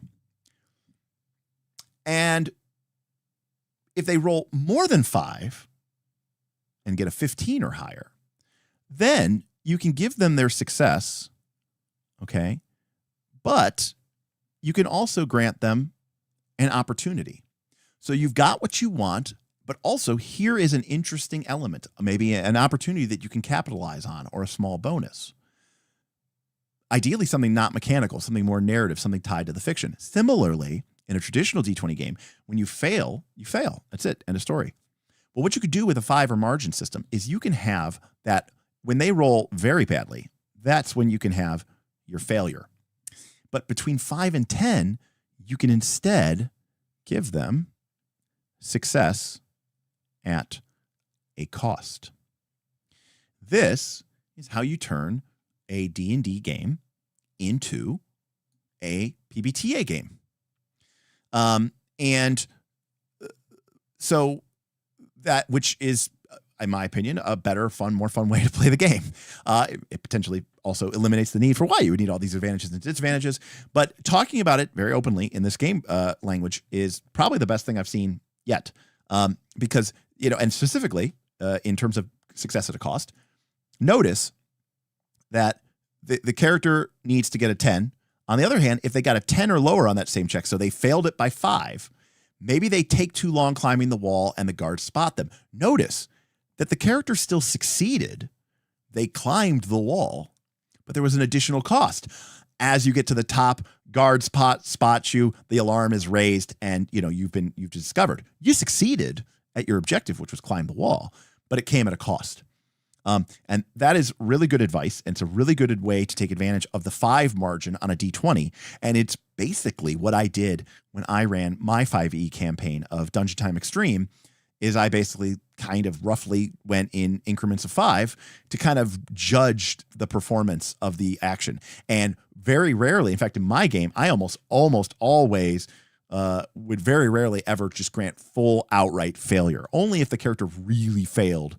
Like if they needed a 14 on their D20 and they rolled like a 4 or less or a nat 1 or something, would I say like, you fail, you demonstrate no proficiency here. I would make it very uncommon. Instead, most of the time, I would even make it, success at a cost, or maybe you fail, but there's a new opportunity that you might be able to seize advantage of, something to keep the game going forward, or what people call failing forward. So this is great advice. It's great to see it. This is nothing having to do. There we go, failing forward. Good language, and I'm excited. I hope people who are new to this game, who are coming to this game, really embrace this because, exactly, Meba Man. To bring it back to my PBTA stream, we're talking about downbeats, mixed beats, and upbeats, right? And super beats, right? I like the idea of success plus, and success minus, failure plus, and failure, and maybe failure minus if you want to be really cruel. Like there's a lot of different ways, right? And we call it, right? We call it success and failure and but. So you succeed and you get this cool benefit. You succeed, period. You succeed, but there's a price. You fail and you gain this opportunity. Or you fail, but you gain this opportunity. Or you fail and you, land on your ally and you set off the alarm. And, you can add negatives and positives to these successes and failures to create a wider spectrum of gamut, or wider gamut of action outcomes that enable you to keep the game going and make the players feel more proficient and prevent these like stalled out moments that can often happen in D20 based games. All right, so it's past 10 o'clock. So here's what we're going to do. We're not going to get a chance to look at all the cool, this is why people are here, right? Like to look at all the cool ancestries. I'm going to assume, in all the cool classes, I'm going to assume that, they do some pretty cool stuff. Like we'll take a look at Elf and Dwarf, my two favorite classes or two favorite races. I'm sorry, ancestries. Elf, you get advantage on skill checks and saves against being charmed and put to sleep. Real quick notice. I absolutely adored this about 5th edition. And I love that these characters get this huge bonus, 50%, 5 advantage. In D20 3rd edition games, it'd be like, you get a +1 bonus to being put to sleep to will saves. And, Pathfinder 2nd edition does the same thing. It's like, come on, dude, that's 5% bonus. How am I supposed to feel like this is something that is a defining trait of my race when it gives me an advantage literally 1 time out of 20? Advantage is nice. That's a 5e-ism, so I'm not like giving the credit here. I'm just saying I like using it. When you take the dodge action, you instead gain the benefits of the full dodge action. That seems broken. Wasn't dodge action 1 action and then you had to take it twice in order to get the full damage? So for 1 action, everybody gets disadvantage to attack you for the entire turn for 1 action point? That seems really powerful. No difficult terrain and discerning sights. What are these parentheses here? Does that mean something? Is that how many like points it costs to buy or something? Anyways, Elven Dodge, Very strong. Elf tank is pretty cool. I believe it. That seems very powerful. And if this is some sort of cost, then it is good that this is 2. These things both being 2 seems like a mistake. But, you know, I'll extend it. Now, these are the default ones you get, but you can also expand them. Plant knowledge, climb speed, peerless sight. Cool.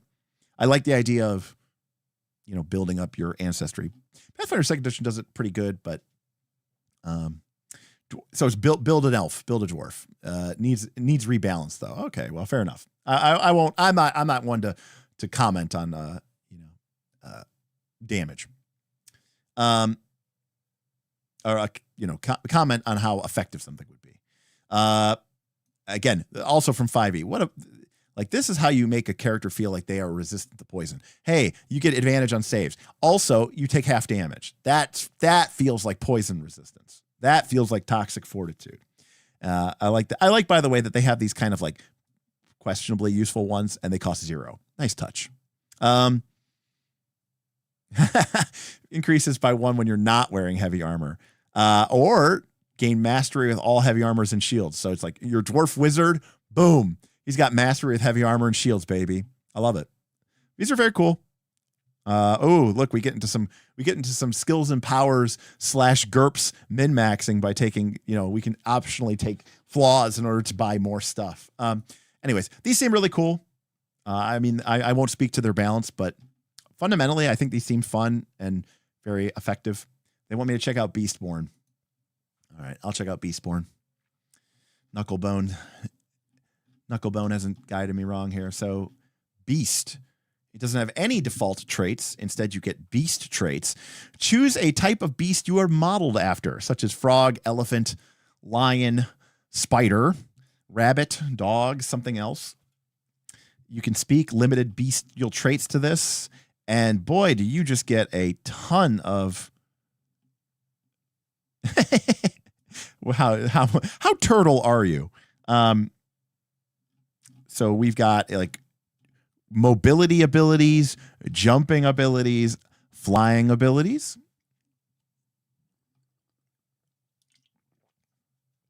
All right. I like it. We've got body type abilities, shells, hides. Yeah, so this is like build your own monstrous creature thing. Yeah, build a bear. It is like build a bear. Build a beast. Well, that is a lot of abilities. It's very straight. This seems like it's very focused on build your own anthro. I mean, it's a convenient way to do it rather than try to sit there and make 18 different, here's a cat race and here's a rat race and here's a turtle race. Beowulf, by the way, for those of you who are new to the stream, hates anthropomorphic creatures, so that's his shtick. All right, so let's take a look at 2 classes. So let me see it in chat. I'm gonna give some special consideration here. So to King Hodop, because he's a patron and he kind of brought this to my attention. And then if John or Francois or Azazel or Coral or some of the people who super chatted and tipped wanted me to take a look. Well, a bunch of people all said Spellblade, so I guess we are going to go take a look at the Spellblade first. So this is our Gish, I'm sure. So let's take a look at Spellblade. All right. The Spellblade. They combine their combat prowess with their ability to harness and channel magic into weapons. They can form a bond with a weapon to imbue it with damage, call it back to them, and more. So this is sounding very similar to the Magus or the Sword Mage from 4th edition. They even gain the ability to cast spells through their weapons. Maybe this is some role-playing. Where did their power come from? Starting equipment. 2 weapons or light shields or heavy shields if you choose. Well, so you can just start with 2 shields. 1 ranged weapon with 20 ammo, or 1 set of novice light armor. X or Y packs. Adventure packs coming soon. All right. Okay. So here's our character. Goes up to level 10. Okay. So it's a 10 level game.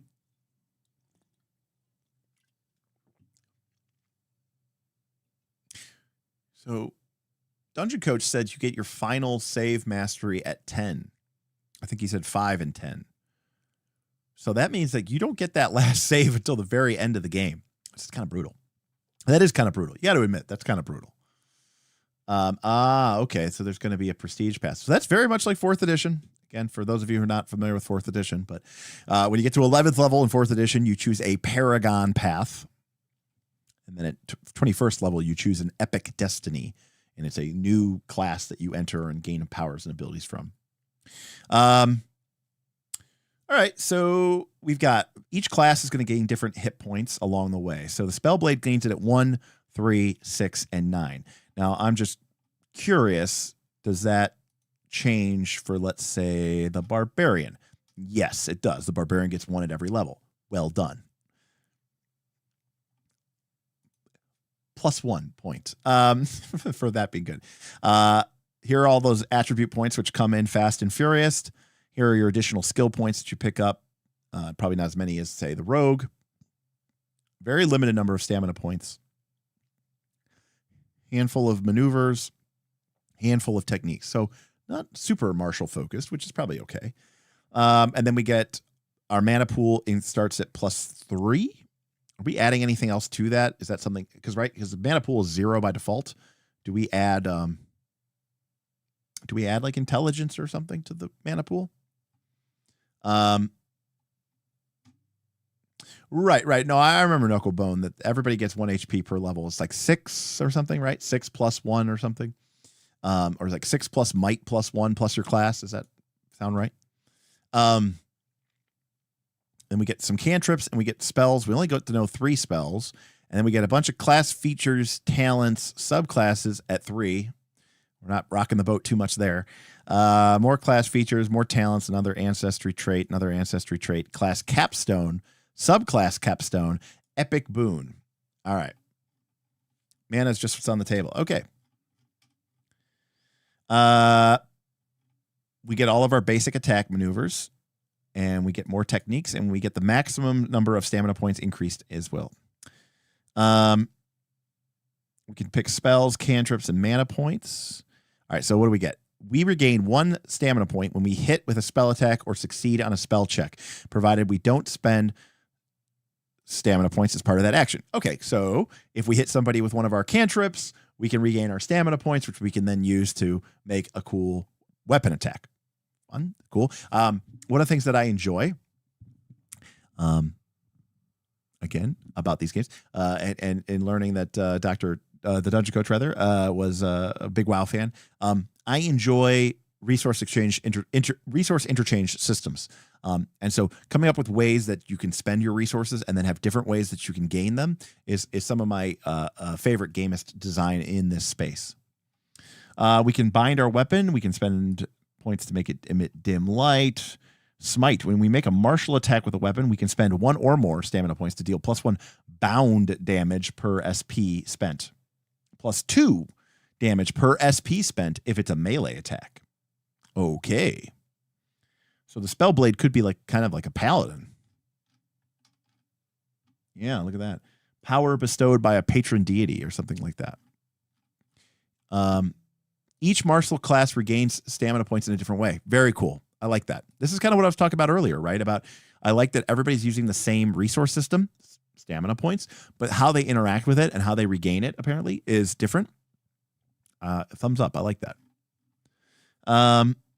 We can recall our weapon, yada, yada. We can be a magus. We learn 2 Spellblade disciplines. We can be a magus, a warrior, get heavy armor, heavy shield. We get more maneuvers.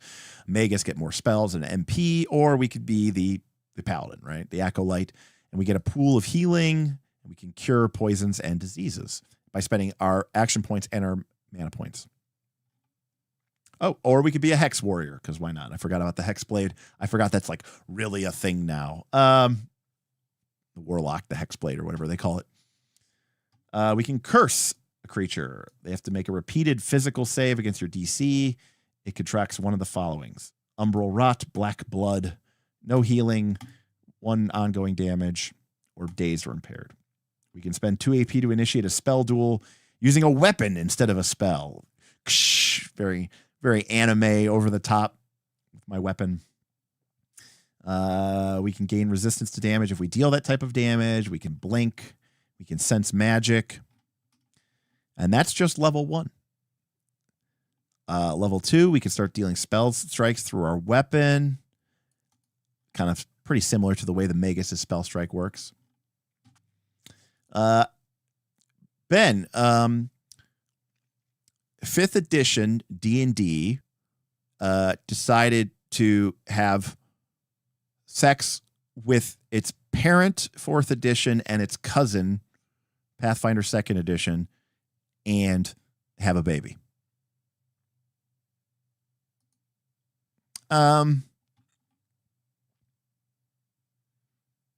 now we can spend mana points to regain stamina points because we learn might and magic. We get a talent, so we could be a.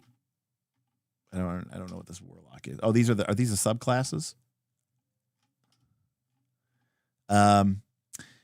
There's a bit of inbreeding going around. Let's be clear. I mean, some of these games have just been so, when you have a game that's derived from D20, which is a game derived from D20, and then you copy and steal, kind of features from both, or incorporate those features.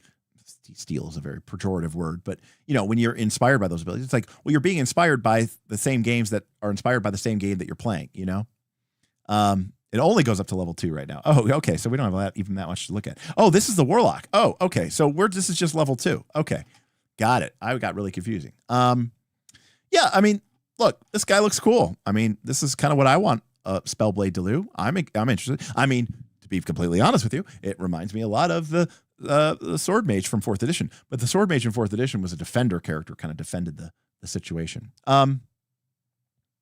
Very cool. You know what? I know I was saying which ones I was going to look at, but I do want to look at the Barbarian. Barbarian's just like one of those classes that I always want to kind of look at, just because to me it's like a very baseline class. So, ton of hit points, bonus hit points, good number of skill points, good number of stamina points. Starts with a ton of maneuvers, only picks up 2 more, and 3 techniques. We got all the same basics capstones here. When you score a heavy or critical hit against a creature, or one is scored against you, you regain 1 stamina point, provided you don't spend stamina point as part of your action. Beautiful. This is great. I love it. Encouraging you to take hits, so it makes you feel better when you do get hit, but it's not the only way you can regain it. You can also do it by landing big hits. Now, it's a little bit outside of your control, right? You don't decide when you get critically hit, and you kind of don't decide when you critically hit, but it is a really, really cool way to sort of make you feel rewarded for, one of the things about this game is, that we have to kind of judge the performance of is if you play your class the way that you feel like you should play your class, are you rewarded by the game? And stuff like this Barbarian stamina, definitely does seem to do that. All right. So of course we get the rage. During combat, we can spend 1 action point and 1 stamina point to enter a rage for a minute. You're subjected to the following effects. You deal +1 damage on melee attacks. Pretty good. I mean, we're talking about a base damage of 1 to 2 in this game. So going up to 2 to 3, plus all the other stuff that you could do, is actually pretty good. I mean, assuming you're doing a 2 damage weapon, and why wouldn't you be? You're a barbarian, right? That's a 50% damage increase. So that's pretty good. You have advantage on might checks and saves. Nice. Your PD decreases by 5. So very easy to hit, but you gain resistance to elemental and physical damage. I love it. I think resistance Barbarian 5e is one of the coolest things I've ever experienced in like a modern RPG. Seeing the way that the Barbarian, Bob had a Barbarian in our 5e game, and just being like in awe of how cool. And I had a bunch of house rules, and I actually had a system kind of like stamina points. It was called resilience, and you had resilience equal to your constitution score. So if your con score was 15, you had 15 resilience, and it was kind of like stamina points plus recoveries, or what are they called? Hit dice in 5e. Yeah. Benetip $10. This gives me Arcana Unearthed vibes. Agree? Yeah. Disagree? Actually, Ben, I didn't say it because nobody here would actually understand it, so I didn't even bring it up. But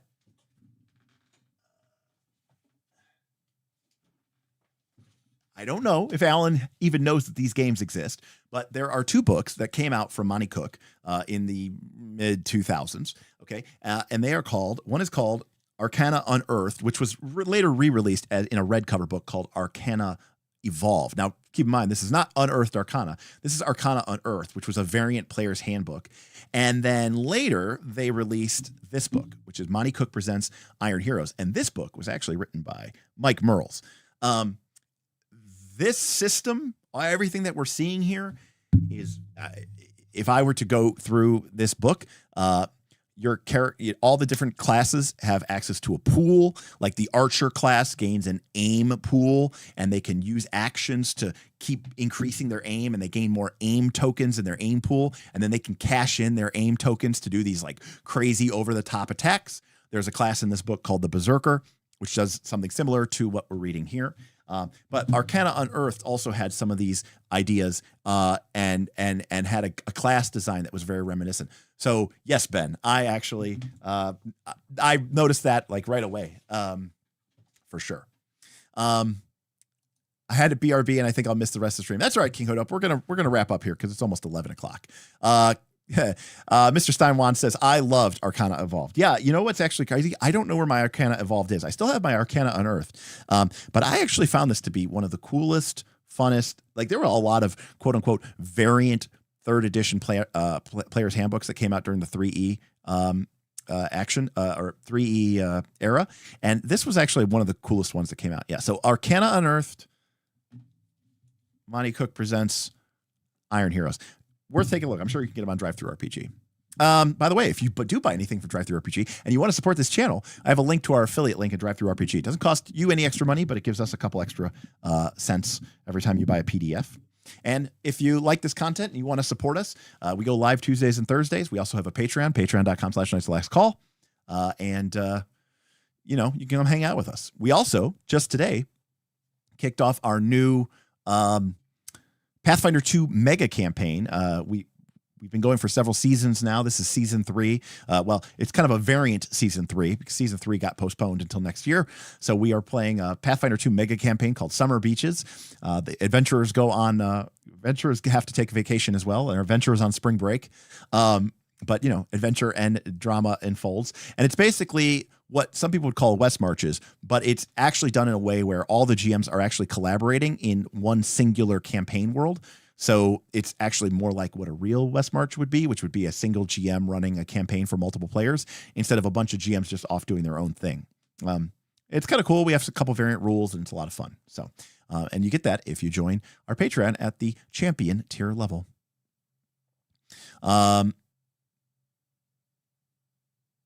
Yeah, the races go hard in Arcana Evolved. Yeah, they sure do. I mean, I even still remember the races. They're very cool. Like the Latoran, the lion people, the Sebakai, the sort of jackal people. You know, the main race was really giants. It was really cool. So anyways, I'm a fan of this. I also like how losing PD synergizes with your barbarian stamina regain. Absolutely. Very cool. So we could be we could get Berserker. When we make a melee martial attack on your turn, we can move up to 2 spaces immediately before making the attack. So that's our charge bonus. So we can speed and tack in. We can basically, the game gives us a mechanical way so we don't have to wear armor. Sweet. We get a little bit faster speed while not wearing armor. So basically the game's saying don't wear armor. And we can use might instead of agility to determine our jump distance. Pretty cool. When we hit a structure or mundane object with a melee attack, it's considered a critical hit. I like that it's called a flavor feature, and I appreciate that it's called out. And then we only go to level 2, so let's see what we get at level 2. We can get Battle Cry, or maybe we do get Battle Cry. We can spend one of our action points and one of our stamina points to release a shout. Until the start of your next turn, you and creatures of your choice within 10 space. This feels very Diablo-esque. At least the Diablo 2 Barbarian had those shouts, different types of shouts. Each creature gains resistance against the next source of physical. Resistance, by the way, I'm assuming resistance 1 means you take half damage. Is that right? Not just 1 point of damage. Oh, no. Is this resistance 1 point of damage? Which is nice because the damage is very low in this game. But that's kind of weird that you have resistance number and resistance half. Yeah. It's kind of weird. Conan is frequently portrayed in armor, but D&D perpetuates unarmored. Let's be clear here, Derek. Conan, in a lot of the novels, frequently is very excited to pick up armor. Usually can't afford it. But, Arnold Schwarzenegger's portrayal of Conan and Conan the Barbarian, Conan the Destroyer, sort of set the standard for what people expect out of a barbarian.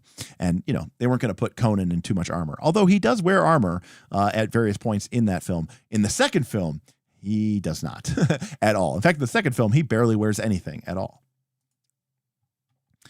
All right, so we can give everybody 1 point of damage reduction, which again, in this game, when damage is like 1, 2, 3, 4, pretty good.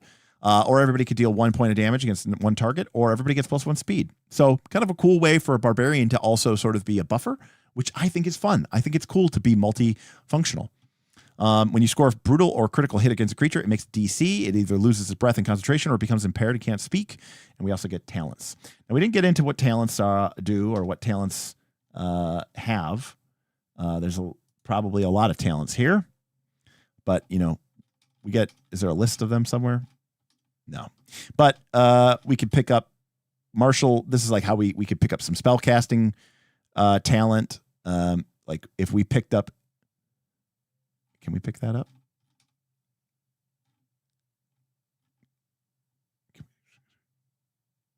Maybe we can't. Right now, talents are pretty much multi-classing. Yeah. That's what I kind of expect them to be. So you can pick pick a class feature from any class. Very cool. You can pick class features from any class. Also, I like that this is fairly work. Class talents are in the works. Okay, they haven't been done yet. So these are just basically the multi-classing stuff. But, that's cool. I mean, that's, it's you're giving up a little bit of power to gain a lot of flexibility and versatility. I don't hate that. Okay. Well,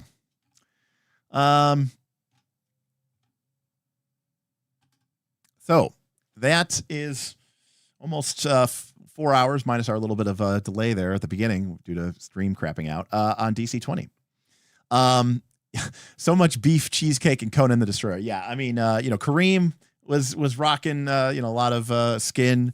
Olivia Diabo was rocking a lot of skin. Grace Jones was rocking a lot of skin.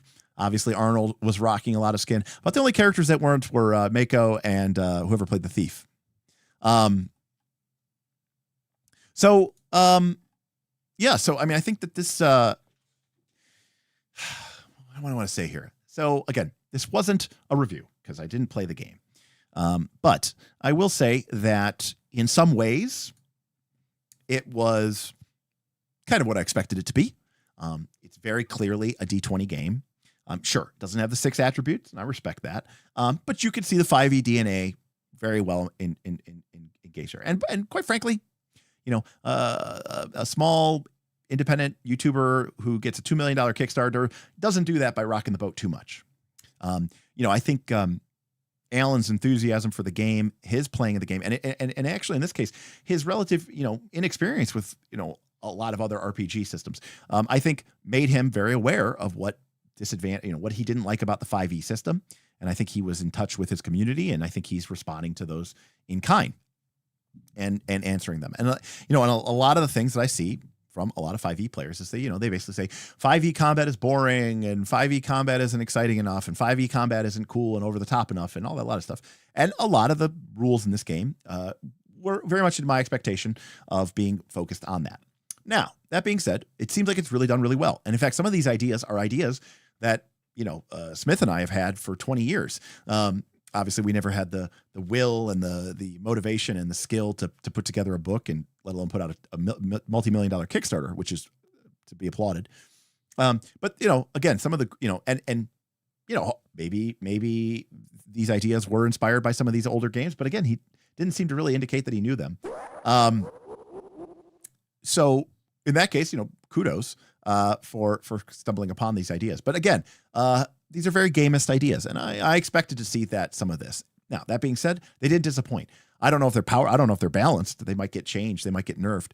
But one of the biggest problems I have with a lot of D20 games, and Vin is here, so he's back. So he'll understand this. One of the biggest problems I have, thank you, yes, is that they go through all this trouble of giving us all these, feats and class features and all these things, and then they suck. They're just not interesting. They're not cool. They're not exciting to play. They're not exciting to use at the table, And so it's kind of this weird catch-22 because, gaining a feat or getting a new talent or getting a class feature should feel like you're breaking. It should feel like you're cheating. You shouldn't feel like, wow, I feel so balanced and I feel so in line with everybody else. There should be a part of your brain that feels like this can't be legal. You want to be excited about these powers, and there have been books in the past where this has been true. One of the classics that we talk about a lot on this channel is, this book here, which is the Tome of Battle, Book of Nine Swords. This is from 3rd edition.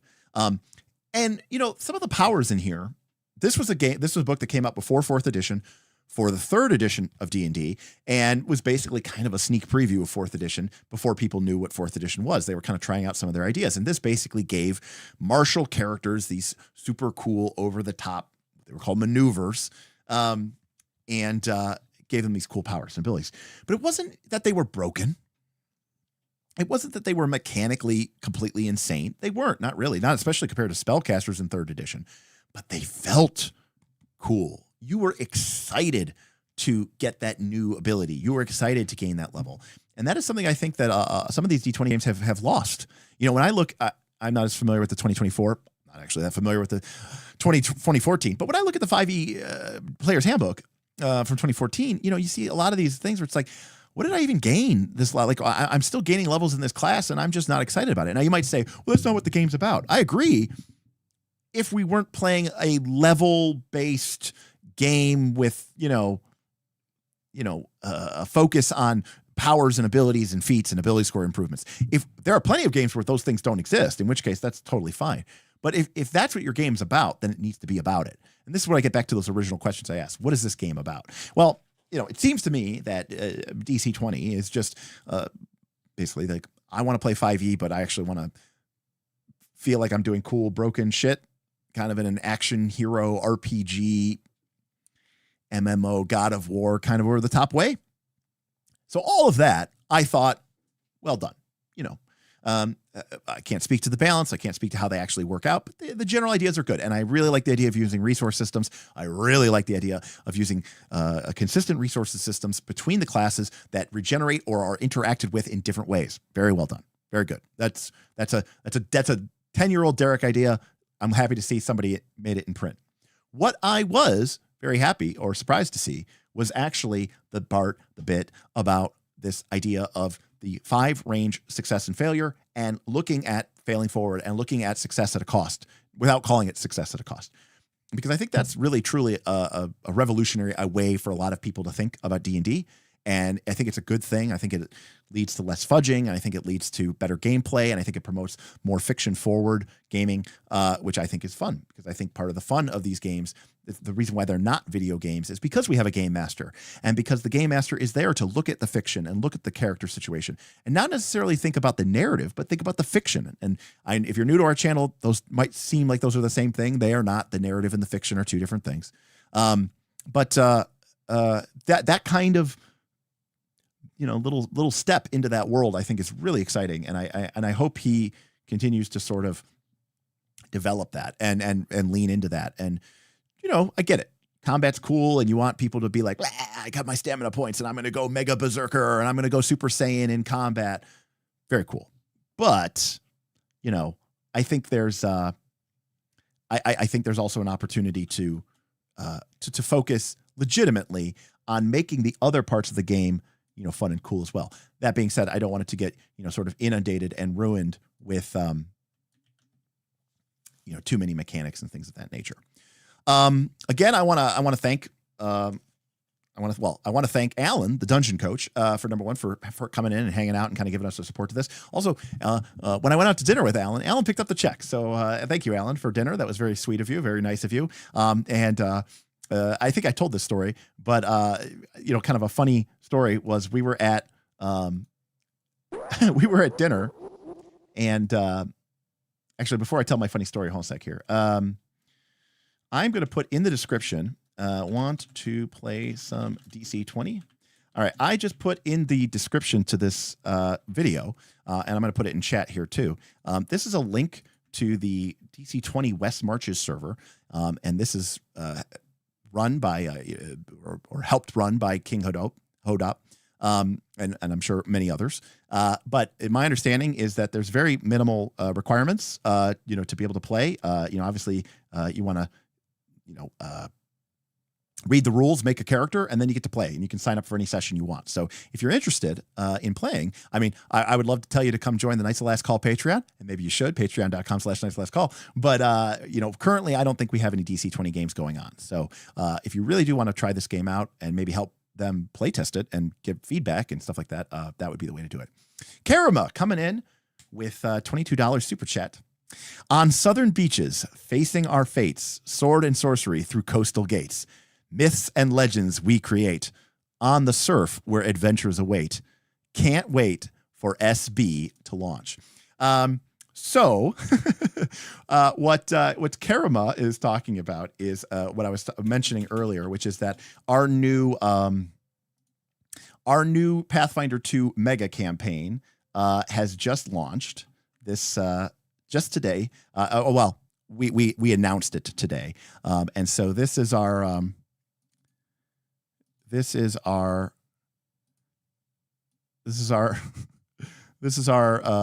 player's guide. Not nearly as professional as what Alan put together, of course. So this is the Southern Beaches, which is the Northern Reaches campaign by the Knights of Last Call. And it's a fun and interesting way to play Pathfinder 2 with a bunch of your friends, and by friends I mean the people from the Knights of Last Call Discord, which you have to be a member of. Unfortunately, Knights of Last Call Discord, you do have to be a $10 member to join the Southern Beaches. So this is sort of a variant Northern Reaches campaign that we're doing this year. It's a little bit more lighthearted. It's a little bit more fun. And we're hoping that people really enjoy it. And that's going to be launching. We're going to get onboarding sign up over the next week as people make their characters. But officially, the campaign starts September 2nd. These run in seasons.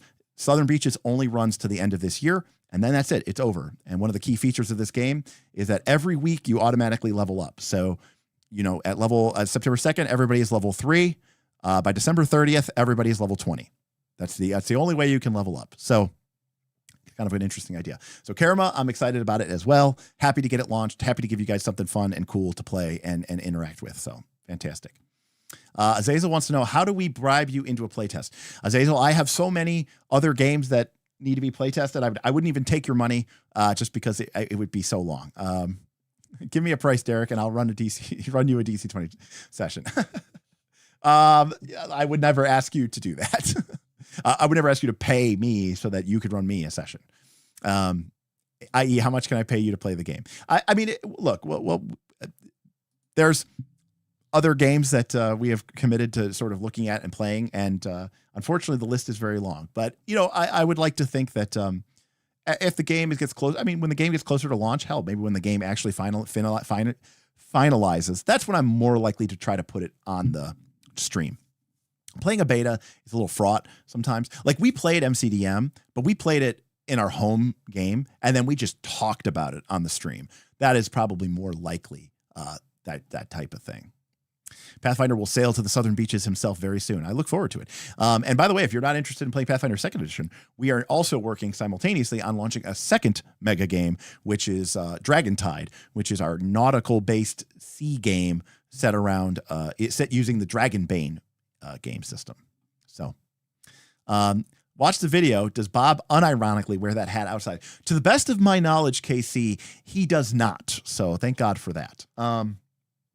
No, that is strictly his Walter Bonmot outfit that he wears.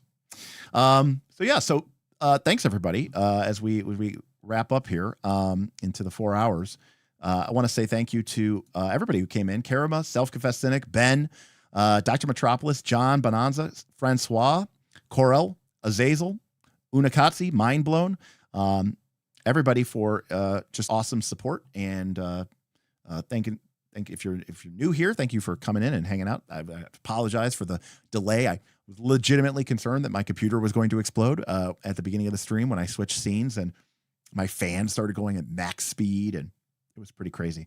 I was like, oh my God, what is happening? Please crash. Karama says, I went from knowing mostly what I wanted to be in season 3 to having too many new choices because of vacation mode. Right.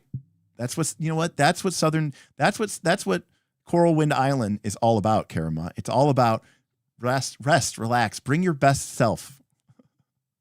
Gonna go back and watch the stuff I missed. Yeah. Awesome. I mean, you already know what the game is, Vin, so I wouldn't be surprised.